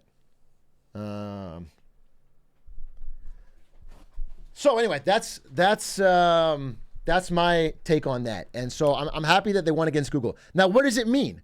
Well, I was reading through the judgment and it was really fucking good. It was like, hey, listen, Google is good at search. They do a good job. They're probably the best search engine. However, spending multiple billions of dollars to lock out all of their competitors from things like Apple phones is anti-competitive, and there's no way to get around it. Like other search engines would have popped up, but they have been blocked out by Google being the default everywhere. And it makes it so they don't have to innovate as much, and it makes it so it's bad for consumers. And it's like, yes, that's so true. How did the judge figure that out? Because you're always usually fucking wrong. And so, that was a big thumbs up. Now, the problem is they didn't have a punishment yet. There's no punishment. It basically said, hey, they're guilty of being a monopoly and we haven't decided what to do about it yet. And we don't know. It could be nothing. What if it's a fucking small fine? We don't know. We don't know what it actually means. But if there is a punishment, it could be as high as requiring a breakup of some of Google's assets. The big one, this will never happen, but the big one would be spinning off YouTube. If YouTube had to be a different company, oh my God. I think zero chance of that, but I also thought zero chance they would lose this trial. So I don't know. The other one would be, major fines or new rules, or they might just ban it and they might just ban Google from spending money to become the default, which that alone could have big impacts down the line as new competitors start to gain traction. What if they just cut taxes on Google, reward them? That's a good idea. That's a good idea. I like that. Let's hey, listen, we're sorry we yelled at you. We still love you. Here's a tax break. It's like good parenting, You have a little bit of yelling, but a little bit of positive feedback so that they feel loved. You don't want them to feel like they're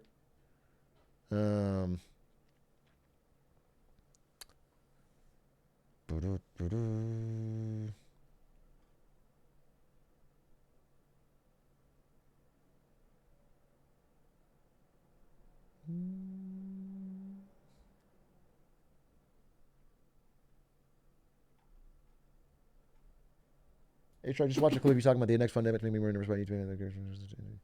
is UTMA? UTMA. ETF. What does UTMA buy? Anyway, bro, I want to say I am very glad that I was able to talk about some of the risks about passive investing. I don't want anybody. I said this in the video. I don't know if I got included in the clip. I haven't watched the clip. But I said I don't want anyone to get rid of their ETF positions because of what I said. I have no alternative. I'm just bringing up interesting new research. That's all I want to say.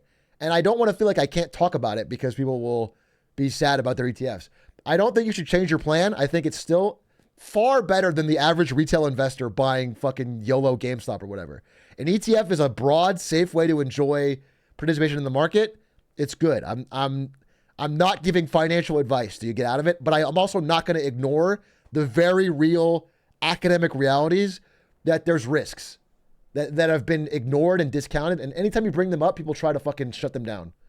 They try to pretend like there's nothing wrong with it. ETF is the safest. Index funds are incredibly safe. And there's absolutely no risk. They're totally passive.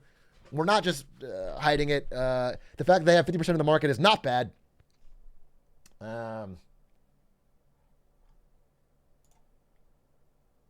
You're probably the only bear to ever work at NVIDIA.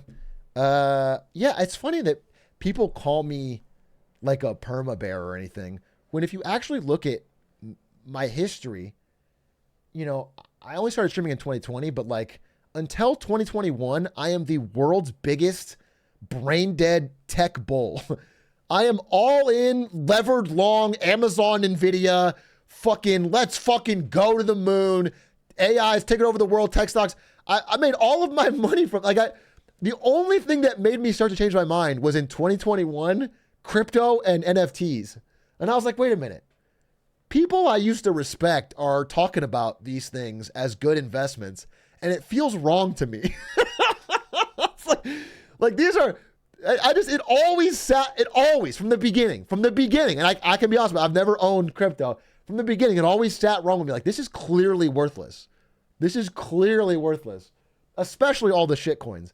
And so I've always been skeptical about that. And then in 2021, I also said Tesla stock is like, man, this feels weird. Like, why is Tesla stock so valuable? And the only prediction, I didn't predict a recession in 2021. In 2021, you can go watch the fucking video. The only negative economic thing I predict is like, hey, I think Tesla's overvalued. And guess what? Guess fucking what? Go watch that video and then go back to Tesla stock from when I said it. Okay?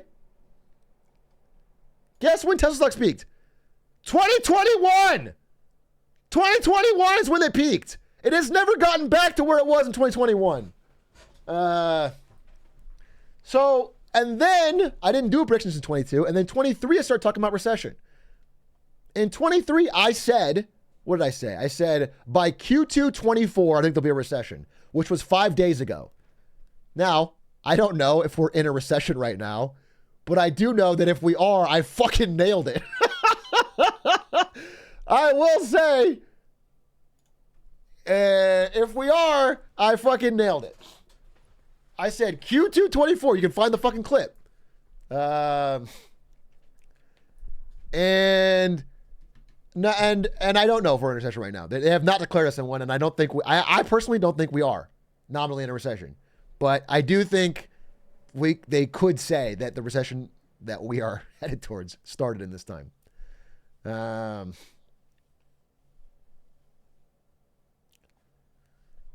for people saying that we aren't in one yet, I would like to bring you back to, I remember this. I am so in the weeds that I remember this. I'm going to find it right now. Oh, it's going to have like, if I find this,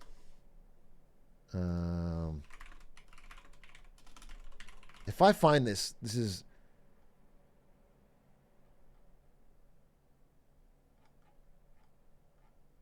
this, I'm looking, 16 years ago, 1.4K views, 87 views. If this is what I think it is. The economy is going through one of its roughest patches in years. Stocks are plummeting. No, I don't think this is it. This is not what I'm thinking of.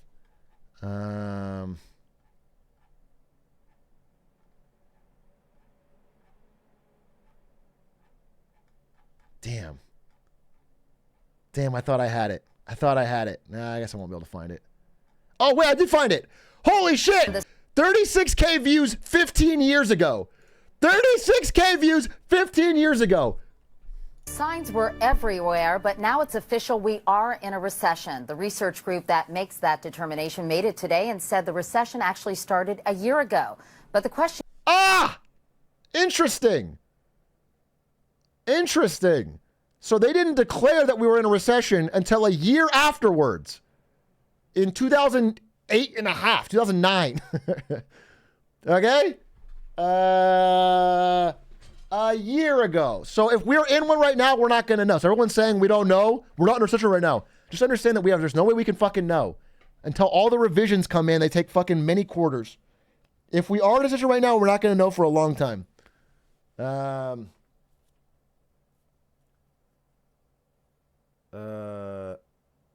And they certainly are going to announce it during an election year. But I will say, uh-oh.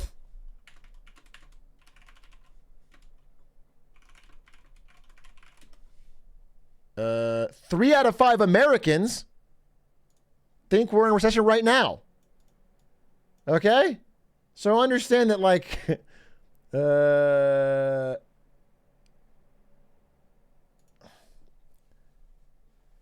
at least in good company. Isn't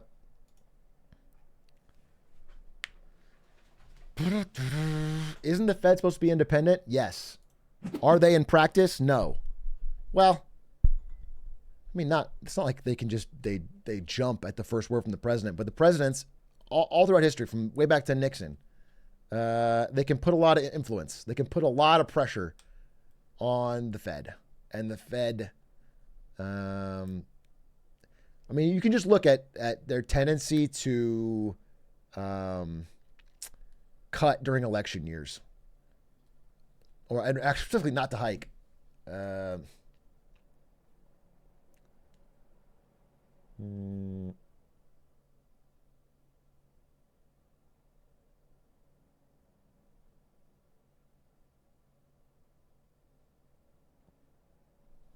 Why does Japan now people buying their debt? I'm still confused. I'm sorry. I think the mistake you're making is that you think, or maybe I misrepresented, but they're not buying Japanese debt.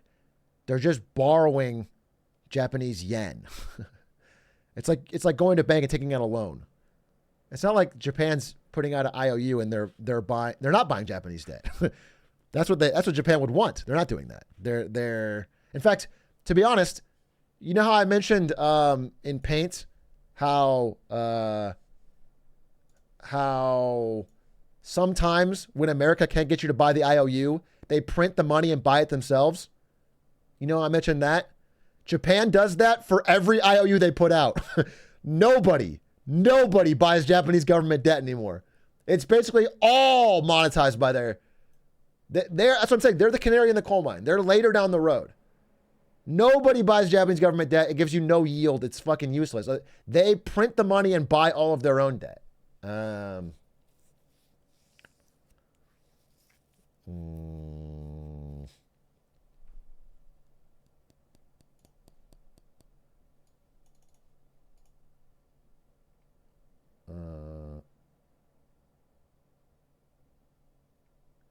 Knowledge treasure stuff and the state of the world. What advice would you give you, a Gen Z kid? Yeah, I was trying to think about this. I was trying to sum this up in a way that I feel like there's going to be so much. There already is so much news, and there's going to be more crazy news. And I think it's going to be easy to be overwhelmed.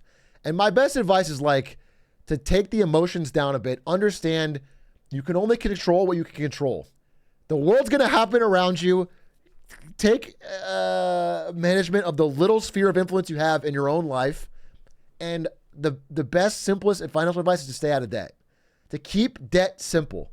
To keep debt simple and low as you can. The worst thing that can happen in a moment like this is to have a lot of debt-based obligations forcing you into things that you don't want to do.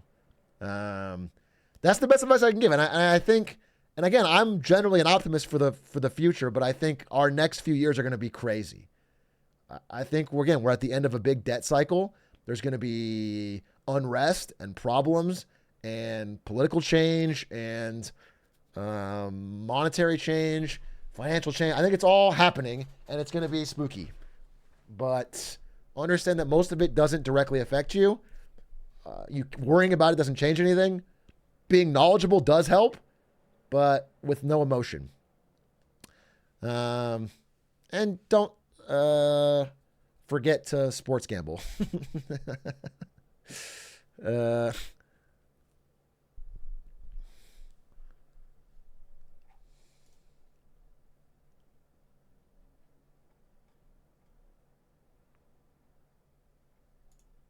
Hey, Big A, I'm trying to up my financial literacy. I've heard you reference the other financial.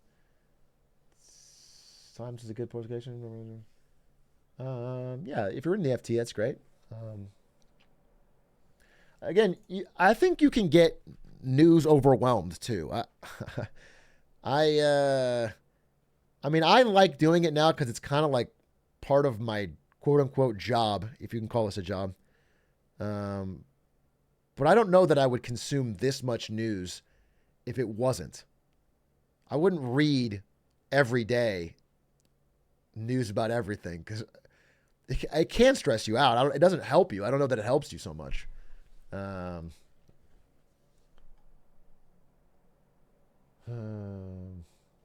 is it Batman and copper? I couldn't tell you, Raz. I don't know. Again, you're talking about specific trades on specific materials. I couldn't tell you if that's a good idea. I do know that, like, in a very strange turn of events, China, which is normally a huge importer of copper, has a ton extra and they're exporting it at rock bottom prices. So I would assume that copper is doing really badly. If I had to guess, I would assume there's like a glut. I don't know what copper prices are. Copper,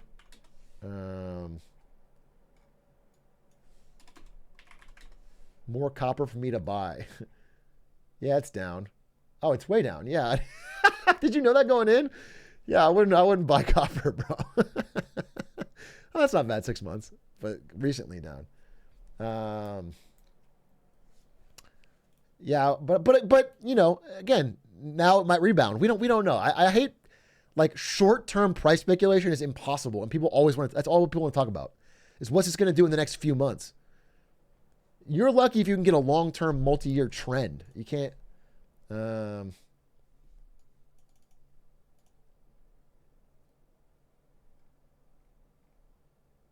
Do you think survive till 25 is feasible for monthly business?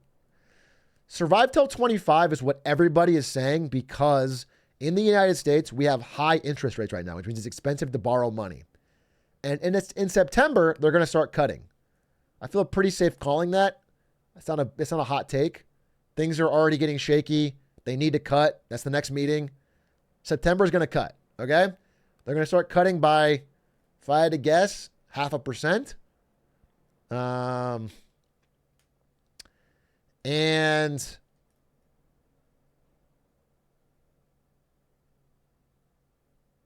what happens next is a huge question mark.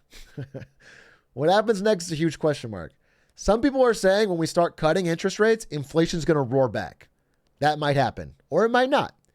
Some people are saying when we start cutting interest rates, stocks are going to moon. Everyone's going to borrow money again, and it's all going to be good times. That might happen. It might not.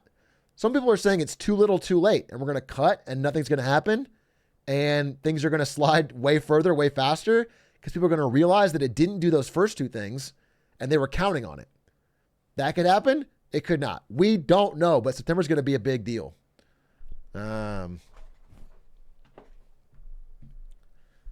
Understand that they cut interest rates heading into the past two recessions, and it didn't stop them. But it could be different for us.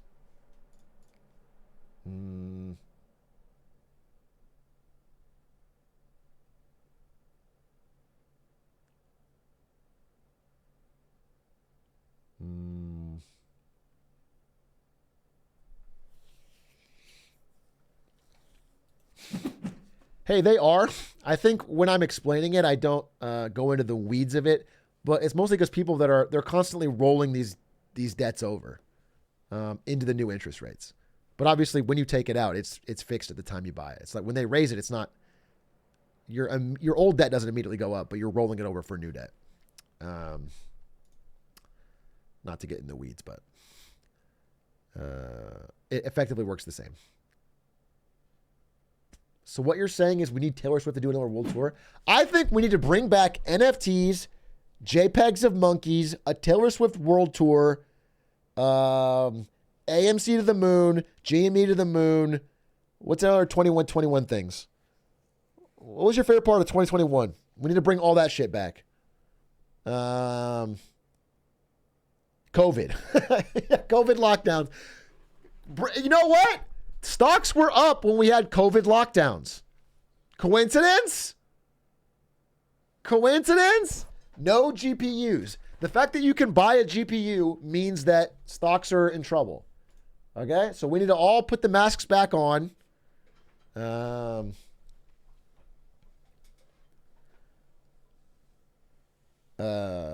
I mean, to be honest, can I say something?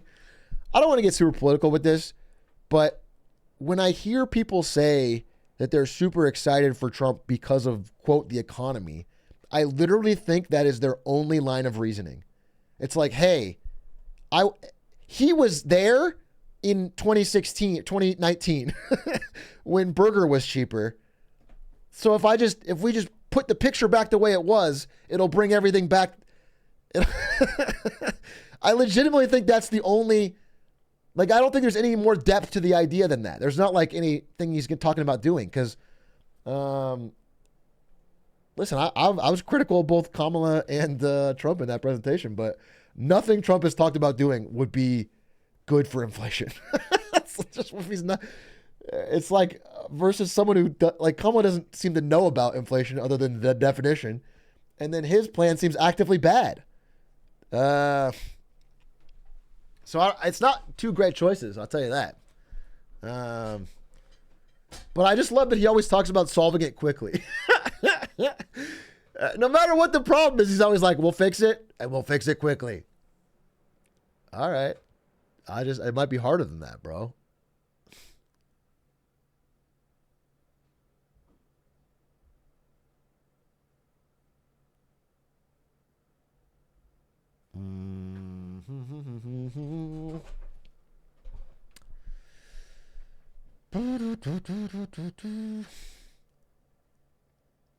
Why have there been so many recessions or recession-esque events in the last 18 years? So what's funny is I disagree with that. I actually think that there's like a normal business cycle where things heat up, they get a little overheated, we get a little small recession, the chaff clears out, the bad companies clear out, people get to buy stuff for cheap, we innovate in new things, it grows. That's what should happen. But in fact, the government has done everything possible to stop any small recession happening so we can only have big, massive ones. Again, the past 20 years is like the fewest amount of recessions we've ever had in a 20-year period. Because anytime there's any small, like Silicon Valley Bank last year, anytime anything could happen, we just print a bunch of money, we flood the market, and we stop it.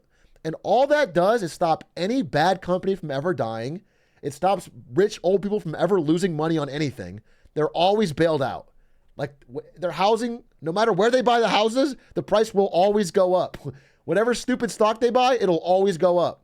Everything is designed to make sure that the asset holders and the voters never have a bad day, never have any bad months. They never have to fucking recognize they made a bad choice. Boomers get bailed out over and over.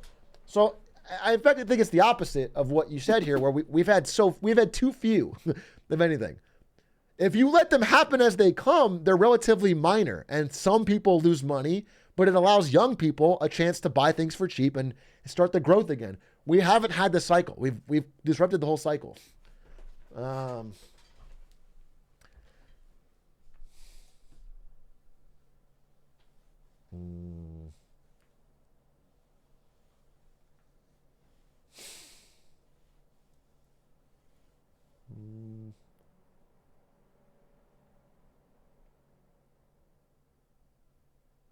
We can watch the Coffeezilla vid. You want to watch it? I feel like I've talked enough about this today. I am working on the maybe tomorrow, and I mean that seriously. I think it's pretty far along, but I also don't want to overpromise because I could have other stuff to do. I want to do this slowly, then all at once. That's what I'm telling it. I think it's really good. I feel like I have a really fire intro. slowly than all at once. I think it'll be interesting. I think you'll like it. I'll try to do that this week. But that's enough for today on all this fucking stuff. It's exhausting. I guess we could talk about Bangladesh and everything, or the UK. Actually, real quick about the UK before we watch Coffeezilla. If you guys don't know, there's riots in the UK. Like 12, 14 cities in the UK have riots, and they're basically anti-immigration riots is like the cause. And I'm trying to approach this delicately because how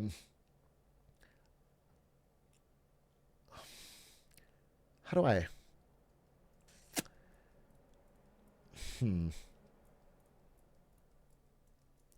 It's tough. I think these riots are incredibly stupid, I have to say. But I don't think the concept, I guess I hate calling every single person who calls for any immigration reform a racist. I think it's counterproductive. So I don't like that. However, these people are fucking wild, okay? And what I want to say happened is there was someone who knife attacked 3 children in the UK. I don't remember the exact city. But people started spreading on UK social media that it was an immigrant. It wasn't. It was someone born and raised in the UK. But they started spreading that news.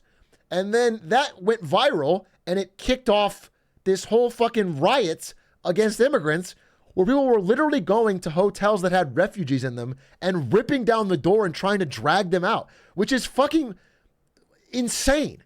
It's insane. It's insane. And it's frustrating to me because I think even the people doing this, they look like a lot of them are working class UK people. They probably have a lot to be upset about, and they're taking it all out on other poor people, other people that are struggling. It's so annoying to me. It's such the wrong target. I don't think they should fucking have violence anyway, but if you're going to like go march, fucking show up at Rishi Sunak's house. If you're gonna, it's just crazy that they're, I don't know.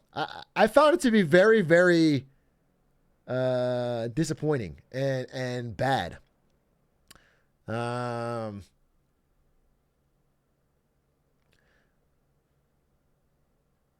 This is what the media complex does. I don't think it was the media. It was the social. I mean, this is social media, unless you're counting that part of the media complex.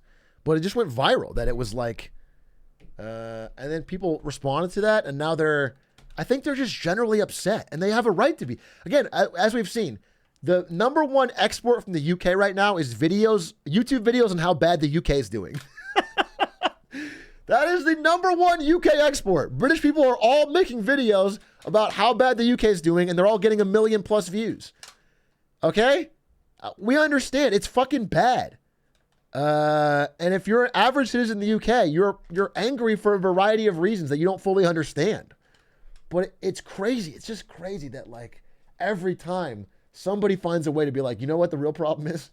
This poor fucking migrant worker. If we could just get this incredibly poor refugee out of our country, all of these people that are stealing from us from above and fucking taking a bit of our paychecks, that'll sort itself out. It's crazy to me.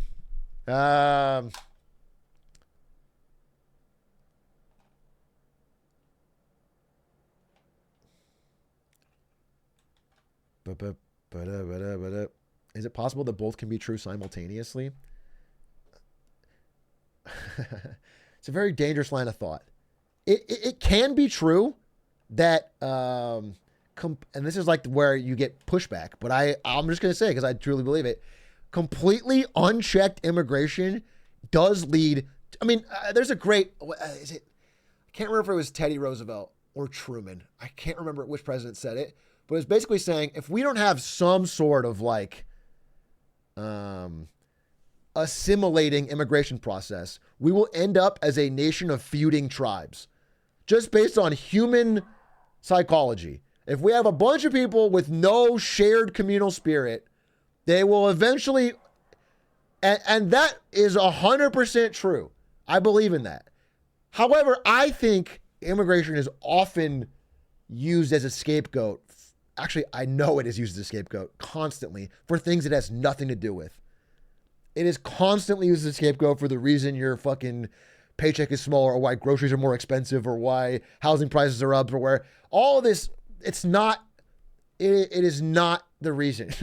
And we never talk about the more complicated, hard to talk about things with like the fact that the Federal Reserve is bailing out boomers constantly and asset prices are constantly responding in an uptrend. So you can never get on the fucking property ladder. You can never get on the stock ladder. Like, we don't talk about that stuff because it's more complicated. It's harder to understand. We don't know who to blame. And it's just easier to blame someone who you know you can beat. And that's why it frustrates me. That's why it frustrates me. Even though I don't think that every single person who's like, hey, we need immigration reform, I don't think they're a racist, bro. I don't think that's crazy to say. Yeah, I don't think that's crazy at all. So it's tough. It's tough to ride a line. It's tough to like fucking, it's such a polarizing issue. How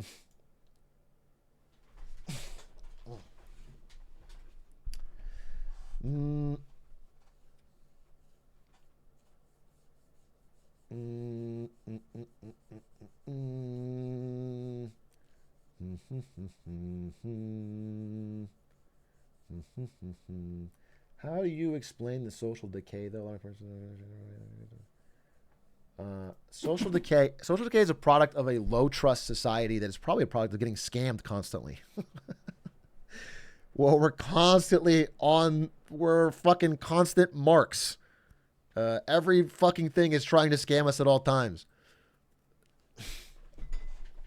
And again, I think people are way more trusting. They're way nicer. I think they're legitimately, you could say, less distrustful of other cultures and groups and people when they are economically not squeezed, when they're not pressured. I think history bears that out. People act weird when their fucking livelihoods at stake. They act fucking kooky. When they're not squeezed. When they're not watching Squeaks. Anyway, I'll tell you what's really weird. Logan fucking Paul. And that's why I'm segueing over to this video. Logan Paul sued me by Coffeezilla. I don't know much about this, so I'm excited to see Coffeezilla break it down. This got 2.6 million views in 10 hours. Sheesh. Let's see what the fuck happened with Logan Paul. Now, what I know about this going in is that Coffeezilla made a video exposing Logan Paul's crypto zoo scam. Logan Paul, like many mainstream influencers, jumped on the crypto train in 2021 and 2 and sold scams to his audience, because all of those things, all the NFTs, all the fucking altcoins are basically proven worthless. Everything other than essentially only Bitcoin retained its value. So he made this video exposing the scam, and then Logan Paul first made a video where he wore Coffeezilla's clothes and made fun of him, then took that video down, then apologized, then said he's going to pay back all the CryptoZoo people, then stopped doing, then never did that, and then now is suing Coffeezilla again. That's my understanding going in. Let's see what else there is. Logan Paul is suing me for CryptoZoo, only a year after he thanked me. Atrioc can get sued by Logan Paul too.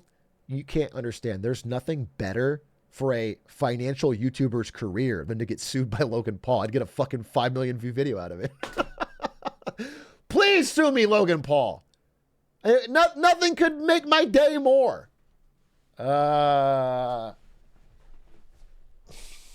Me for it. Rather than pay back his victims fully, Logan would rather publicly humiliate himself in court by accusing me of defaming him. He's hired 5 lawyers to sue me, which he hopes will stop me from exposing him again. You see, only hours before this lawsuit was filed, I had reached out to Logan Paul about a new investigation into one of his companies, which has just been accused by the Canadian government of being a multi-layered fraud in Canada. I obviously had questions, but before I was able to get answers, Logan's team of lawyers showed up to silence me. We're going to talk about that. We're also going to go through this lawsuit. I'm going to tell you how to support us if you want, because while I didn't think I'd need help, I was wrong. But before we get to my mistake, let's start with Logan's. This lawsuit is not about Logan Paul getting defamed. Instead, this is about him trying to dodge accountability, victims, and blame anyone but himself for his problems, especially me. This lawsuit says Logan Paul wants to hold me accountable for my actions. But what actions are those? Holding him accountable? It's ironic because his lawyers claim Logan has learned to believe in the importance of accountability. But accountability for who? Currently, Logan is fighting the victims of CryptoZoo in court, and now he's fighting the journalist who exposed him in the first place. Personally, I believe Logan has learned nothing from this except how to silence people with the law. But I won't be silenced because Logan's lawsuit makes no sense. We're going to go through it because from the beginning, there's problems. Logan's 5 lawyers tried to discredit me as a journalist. They paint me as someone who wanted money. They say I had a false and malicious narrative. But you know who doesn't believe that? You know who? Okay, if I ever show up in court, that clip where I say, please sue me, Logan Paul, this will be great for my YouTube channel. I do want the money. So that's going to that is going to be held against me. And that's a problem. We're going to pretend that didn't happen. We're going to want that one. Who secretly praises me behind the scenes? This journalist, YouTuber, crypto uncoverer guy named Coffeezilla, who's incredible, by the way. Oh. A very thorough, good-hearted, smart guy did a deep dive into this project that I attempted to make called CryptoZoo. That's right, it's Logan Paul. He's the biggest enemy of Logan Paul's defamation case. Who knew? Because defamation requires actual malice and a reckless disregard for the truth. But he just admitted on camera that I am thorough and good-hearted. Maybe that's why he wanted to remove that video from the internet, according to the YouTuber who released it. The only issue that was ever communicated was remove this crypto stuff, remove this CryptoZoo stuff. If CryptoZoo is in there, Coffeezilla's in there, I'm not going to promote it. Yeah, remove that CryptoZoo stuff, that Coffeezilla stuff. Doesn't look good when you compliment the guy you're trying to sue. Maybe that's why Logan isn't even suing me for my original investigation at all, despite most of this lawsuit being a ridiculous fanfic about how I took Logan out of context, that Logan was a victim, that I withheld text messages. Logan isn't suing me for any of the original investigation, though, because he knows he can't. Instead, at the end of the lawsuit, we find what my defamation really is. I'm being sued for 2 videos and 1 tweet where I advocated for refunds. For the victims. Yes, you heard me right. Logan Paul sued me after I tried to get his fans, the CryptoZoo investors, a full refund. Remember, there are 2 parts to CryptoZoo, the NFTs and the Zoo tokens, and Logan chose only to refund the NFTs. I promise you, I don't remember that. I don't remember the 2 parts, the CryptoZoo, Zoo tokens, and NFT. That I need a little bit of a refresher on. I don't, but I'm sure you will. Which is a minority of the losses, and I had a major problem with that. I told Logan this. I've stated over and over my opinion that it is disappointing for someone as rich as Logan to not make things fully right and instead only pay back a small part of the losses while fighting the rest of the victims in court. And it's those videos and tweet where I ask for refunds, which I'm being sued for. The first video in question is about Logan Paul not paying out refunds for 6 months. The second video was about Logan's partial refund, having a clause to make sure you couldn't sue him for the rest of your refund. And the tweet, I simply said, Logan's the type of guy to thank you for exposing his scam and block you when you remind him to pay up. Right. I mean, yeah, now he's the type of guy to then sue you. Now, I'm sure Logan doesn't like it when I say things like Logan's victims or Logan's scam, but I have a question. If they're not Logan's victims, whose victims are they? Even Logan admits they are victims. He told me via text, just thought we had the same goal of helping victims instead of a divisive social media war. So damn, he got the receipts on all of this. Bad look for Logan when he agrees with everything he said before suing. He agrees people have been wronged by his game. You know, the thing that he said will earn you money. It's a really fun game that makes... I forgot that clip. I love that clip. It's so funny because it's so sociopathic because they didn't have a game at the time as proven. But the way his eyes, he's a natural liar. That's what's so crazy about this clip is the way his eyes light up like he's remembering playing the game. It's a really fun game. It's it's cinema. I mean, that would be an Oscar-worthy performance. It's actually, that's like DiCaprio and his, you know what I'm saying? But it's real. It's a real fucking actor lying about, let's watch it again. These people have been just knowing there is no game. Watch his face. Wronged by his game. You know, the thing that he said will earn you money. It's a really fun game that makes you money. So it's so funny. The little laugh. It's art. He's a true great liar. How are these not Logan's victims? He, of course, would say it's his business partner's fault. But remember, Jake and Eddie have been out of the picture for years. And yet, CryptoZoo hasn't been released, despite Logan constantly promising it, and of course, also threatening to sue me. We're going to handle this ourselves while we continue to build CryptoZoo, and I'll see you in court. By the time this comes out, it'll be done. The game's going to be made. You're going to have the opportunity to get your money back if you want, if you don't want to play the game. And I'm going to take care of the people who made me look like this was a scam perpetrated by me. Right. Logan wants to sue me and release a finished CryptoZoo game, but he's only done one of those. Since Logan can't blame his partners, Jake and Eddie, for this because they've been out of the picture, do you think he'll take accountability for not launching CryptoZoo? No. This time, he blames the government. He says releasing CryptoZoo has too many regulatory hurdles. Maybe they should have thought of that before multi-million... Come back. As far as the game itself, unfortunately, it will not be released. There are too many regulatory hurdles that would need to be cleared that I did not originally understand. That's so funny. Yeah, no one's ever done it. No one's released a crypto game, so it's impossible. Yeah, regulations is always a problem with crypto games. CryptoZoo has too many regulatory hurdles. Maybe they should have thought of that before multi-millions of dollars of zoo tokens and eggs were sold. And now Logan would rather blame the government than take accountability. Or if you let him keep talking, Logan might rant about internet reporters having too much responsibility. These internet journalists, internet investigative reporters have way too much responsibility on their hands that is being mismanaged and wielded in a really inappropriate way. It's honestly funny to watch this guy whine about his problems, which you can barely hear over what sounds like a private jet. Which... Sheesh! Sheesh! The flex! I understand that Coffeezilla is making a lot of points, but he's dressed like a nerd and doesn't have a PJ, so... Plus, the kids at school told me if I don't drink Prime, I'm a loser. So it's like I really have to fucking balance this.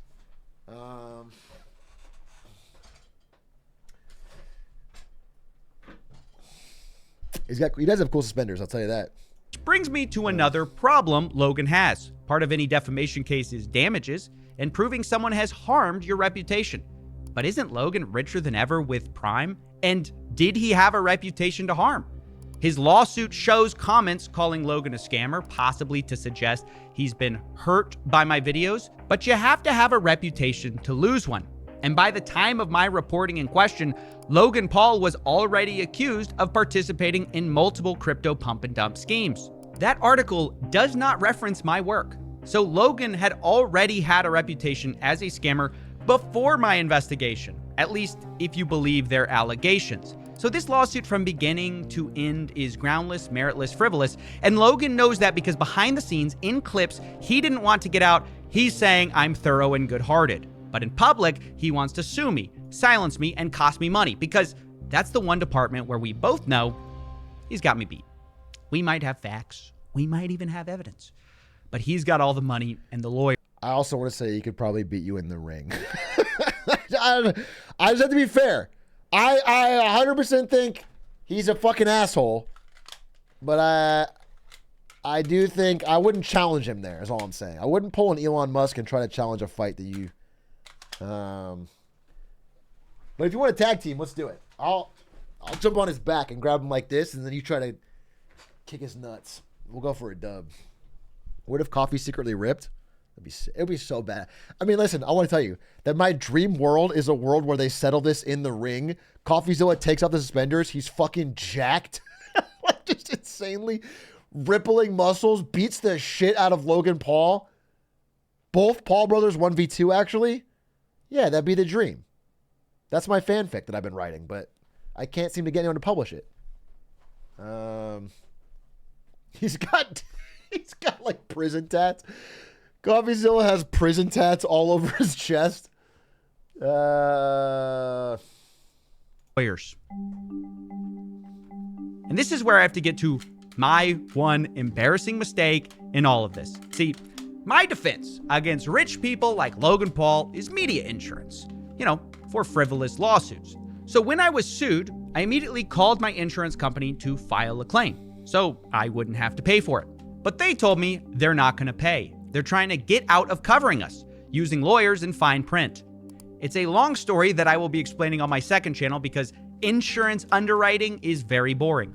But suffice to say, I got danished. I may have even gotten scammed. I'm not quite sure. For now, the bottom line is... That's what I was saying right before the show. I was just saying how we're always getting scammed at all times. That's what... that is one of the frustrating things of every fucking... your insurance company, your fucking grocery store, your fucking... where you buy... Everything is... It reduces trust. You constantly feel like you have to, like, be on guard to not get fucking screwed over. Yeah, we're in the Ludwig effect. The economy has become Ludwig pilled, where we're constantly doing scam clickbaits. I lost $50,000 on this scam.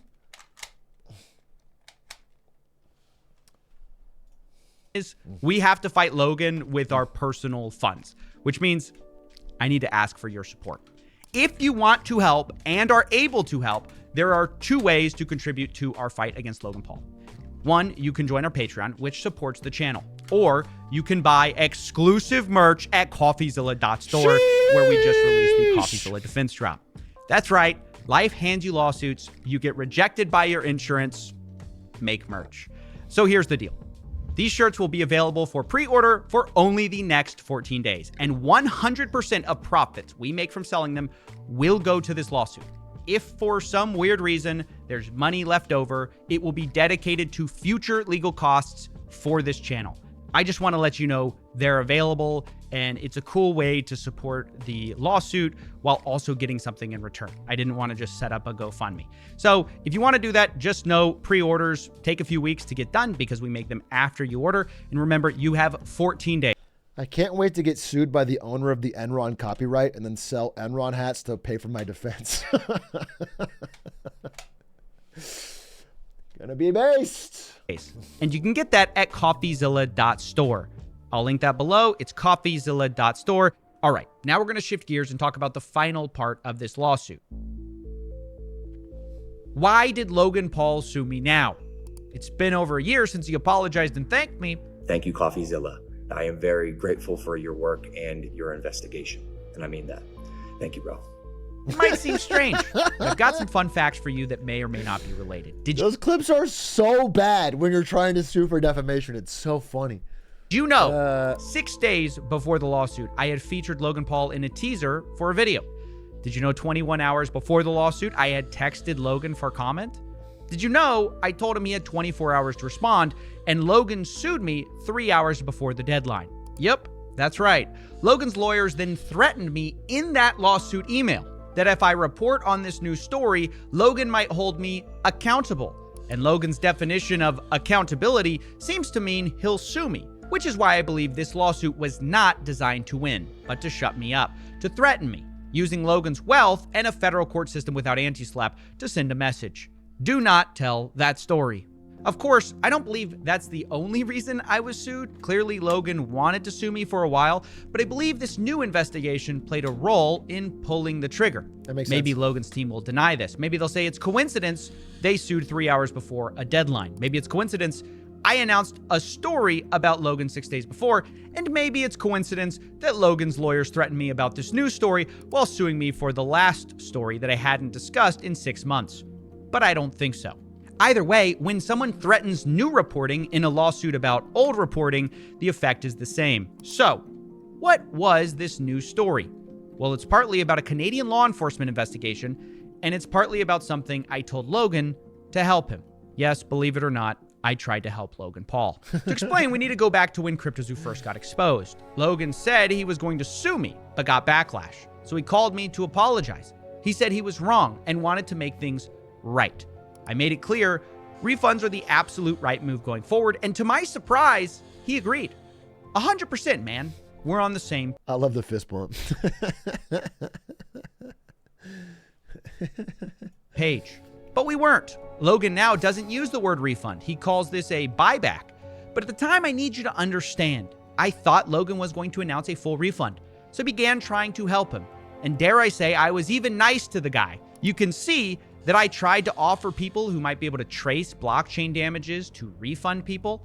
And in the same spirit, I made Logan aware of potential problems at a different company he co-owned, called Liquid Marketplace. On a platform that I co-founded called Liquid Marketplace, it allows co-ownership of top-tier assets. So instead of one person, me owning this card, we as a collective can co-own it together. This was a That sounds so scammy. Well, I never saw that. That just who fucking falls for this shit? I swear to God, dude. After CryptoZoo, you're like, you know what? This guy was a scammer on CryptoZoo, but if I could co-own a fucking Pokemon card with him, I could timeshare a Charizard.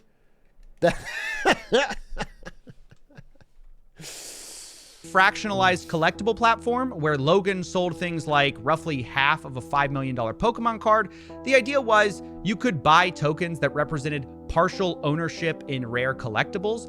That video, by the way, got 8 million views, and a lot of people bought into this platform. The problem was I had heard troubling stories about this company, and I was trying to verify if the claims were true.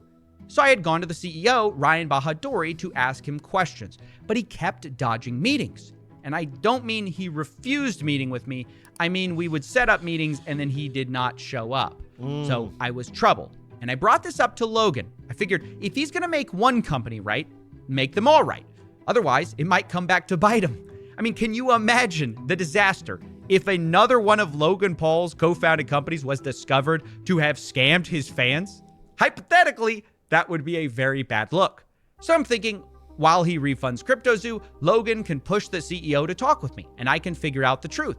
Maybe Logan can fix it if there's something wrong. And you can see Logan responds to me. He says, gonna push Ryan to talk to you. Again, appreciate it, man. Now, I don't hear back from Ryan or Logan about this, so after a while, I follow up again. I say, let me know if Ryan plans on talking.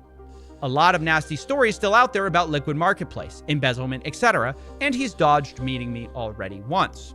Now, obviously, the most shocking part of this is the word embezzlement. I need to make it clear. This is not an accusation. I am not accusing Logan Paul or Liquid Marketplace of wrongdoing.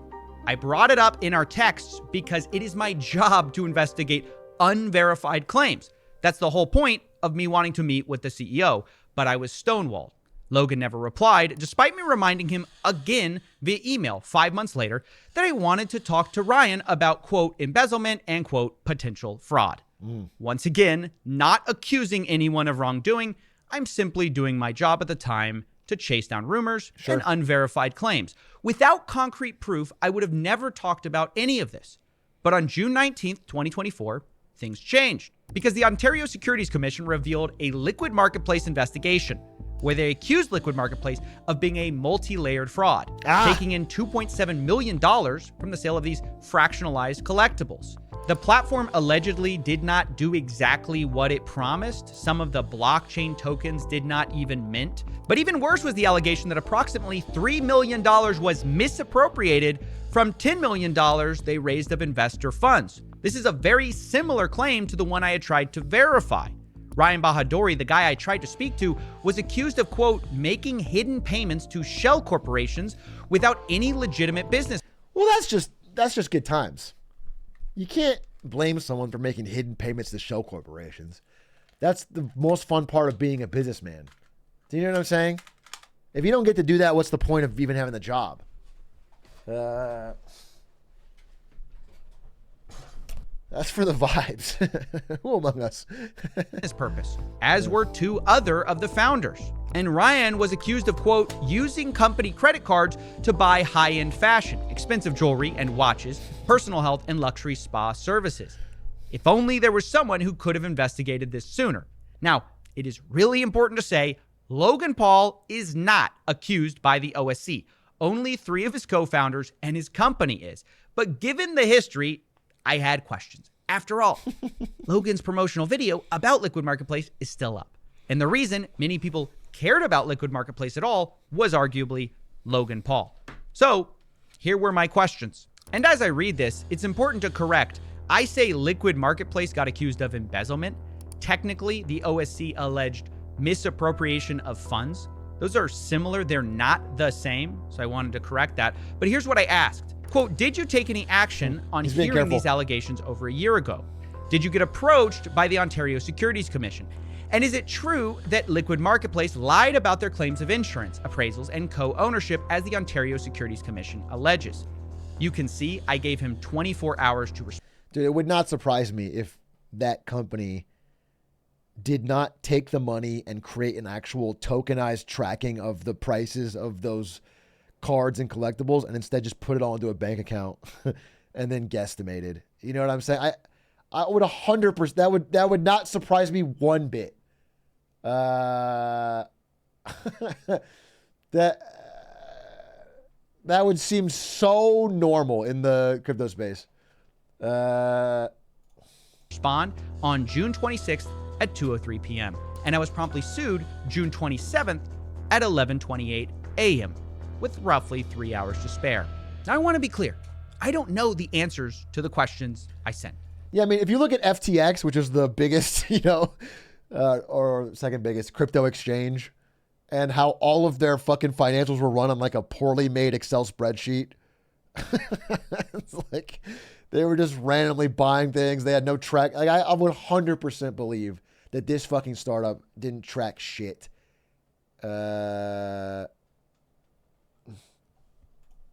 Maybe Logan secretly whistleblew to the OSC when I first went to him. I don't know. That's why you ask questions as a reporter. But now the story is not about those questions. It's about why I was sued immediately after asking them and threatened if I reported about Liquid Marketplace in a way they didn't like. This is not how I wanted this story to come out because there's still so much we don't know and so much I can't say now for legal reasons. Maybe Logan's totally innocent. Maybe he surrounded himself with scumbags who defrauded his fans. Maybe he'll do a refund for this project. I don't know because I never got the chance to find out. I tried to investigate, but I was stonewalled and sued when I asked questions. Make no mistake though, this investigation is still ongoing, and you can reach me at the email below if you were affected. I will release my full investigation when it's appropriate because even if Logan doesn't want to answer questions, it doesn't mean I have to stop asking them. So in summary, Logan's lawsuit is not about my original reporting into CryptoZoo. Even if you take this lawsuit on its own without context, it's an argument over Logan not refunding victims in full. It's Logan insisting he's not to blame. It's all his business partner's fault. But I don't think that aligns with the publicly known facts. That's my opinion. For years, Logan has controlled CryptoZoo, and yet the game is still not out. Logan is now blaming the government for that instead of himself. And he also blames me for losing his good reputation, but you can't lose something you never had. Not to mention, Logan is arguably richer than ever, and he's on the record finding my reporting thorough and good-hearted. So this defamation lawsuit feels frivolous even on the surface. But if you dig deeper, there's an even more compelling story, which I personally believe, where the goal is to crush new investigations while taking revenge on old ones. In this version, Logan might not even care about winning. Legal battles are expensive, and in the world of money, he's got me beat. So he can try to silence me by weaponizing the law, he can sue me for doing my job, he can sue me for asking questions, and he can sue me for asking for refunds. But it's going to backfire, because I think it reveals Logan as a bully rather than someone who's truly sorry. Because Logan may be a master at convincing people he's changed, but I'm convinced it's the follow-through where things go wrong. You know, the actually changing part. There was a time where even I believed Logan was going to fully refund victims. That's why I was so nice to him and tried to help despite him threatening to sue me. But when it came time to pay up, Logan chose a minority refund and to fight the rest of the victims in court who wanted their money. And when I complained about that, Logan went from sorries and thank yous to lawyers and I'm suing you real quick. The irony is, it was that same initial belief in Logan's capacity to change that also made me bring up Liquid Marketplace to help stop potential problems. And yet here we are. The company is now accused of being a multi-layered fraud by the OSC. And the CEO, who I tried to talk to multiple Wait, I want to see that page. Oh, okay. To being a multi-layered fraud by the OSC. And the CEO, who I tried to talk to multiple times, is alleged to have misappropriated money. This is despite me trying to talk to Logan directly many times as he asked. Maybe we could have talked about this if you had reached out to me personally. Not my manager, Jeff, who is not me, me, Steven. Well, I did try to reach out personally, and I got sued and threatened a day later. That, I think, says a lot about Logan's supposed... This is a very well-made video. I've always had great respect for Coffeezilla, but this is a very, very good response to the situation. Very impressive. The combination of just the straight to facts plus all of Logan Paul's personal statements.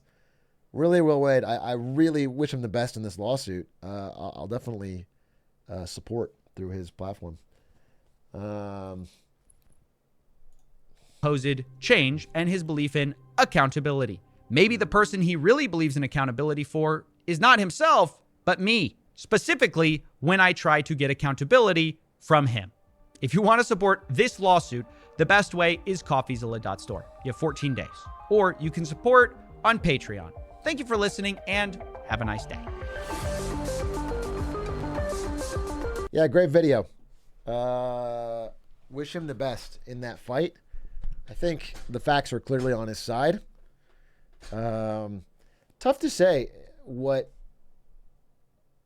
the fallout will be for Logan Paul.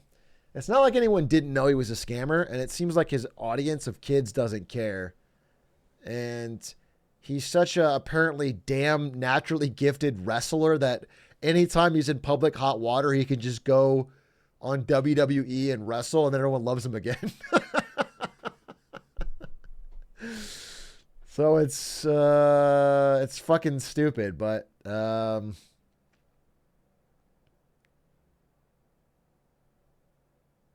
naturally good. That's what I've been told. I've been told by big wrestling fans that he's like unhateably good at wrestling.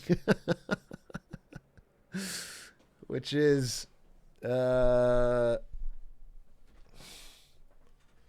stopped boxing? Yeah, I don't think he boxes anymore.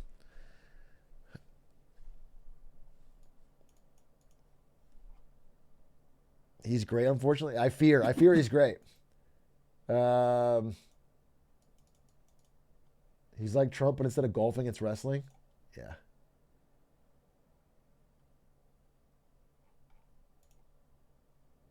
Helps to be a good actor. Yeah, he's definitely a good liar. But I'm glad that video is getting made. Can't help, you know? And eventually the runway runs out. Did you cover the Kennedy Bear news? Only briefly, but it was funny. It was funny. I don't think his candidacy is on a hot ticket, on a rocket ship.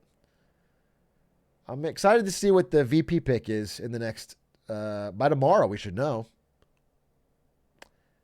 Bear news, RFK hit a bear when he was younger and put it in the back of his car and then drove it to Central Park and then staged it. It looked like a bike accident. 10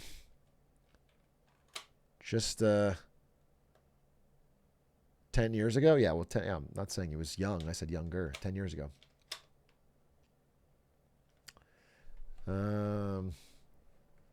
But why? I assume to not get in trouble for hitting a bear. Just the funny thing is the way it came out.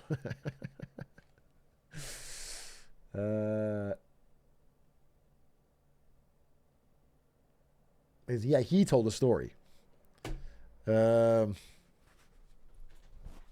Anyway, I've kind of talked your ear off today, and I'm hungry as shit. I might call it. But I'll be back tomorrow with classic Tuesday afternoon good times. No wins and fails. I did talk about many worldly wins and fails, and then I explained the Jaman carry trade. I have more to say that maybe I can do tomorrow. We'll see if I can finish it. Anyway, hope you enjoyed. Thanks for talking. I want to kind of finish this slowly then all at once recession thing. Tomorrow will either be that or fun times in Elden Ring. We'll see. TBD. But Big Sevens, thanks for watching. And appreciate you. And I will raid somebody. We had some people here today. How about we raid Travis Gafford? I've been playing Magic the Gathering with Travis Gafford. He is a fun and good guy. I'm in a book club with him too. So if you don't know him, he's like a League of Legends legend. Not for his gameplay, but for his interviews. And he's a real big Magic guy now. So give him some love. I think he's got a very dry sense of humor that I think you'll like. All right, bye guys.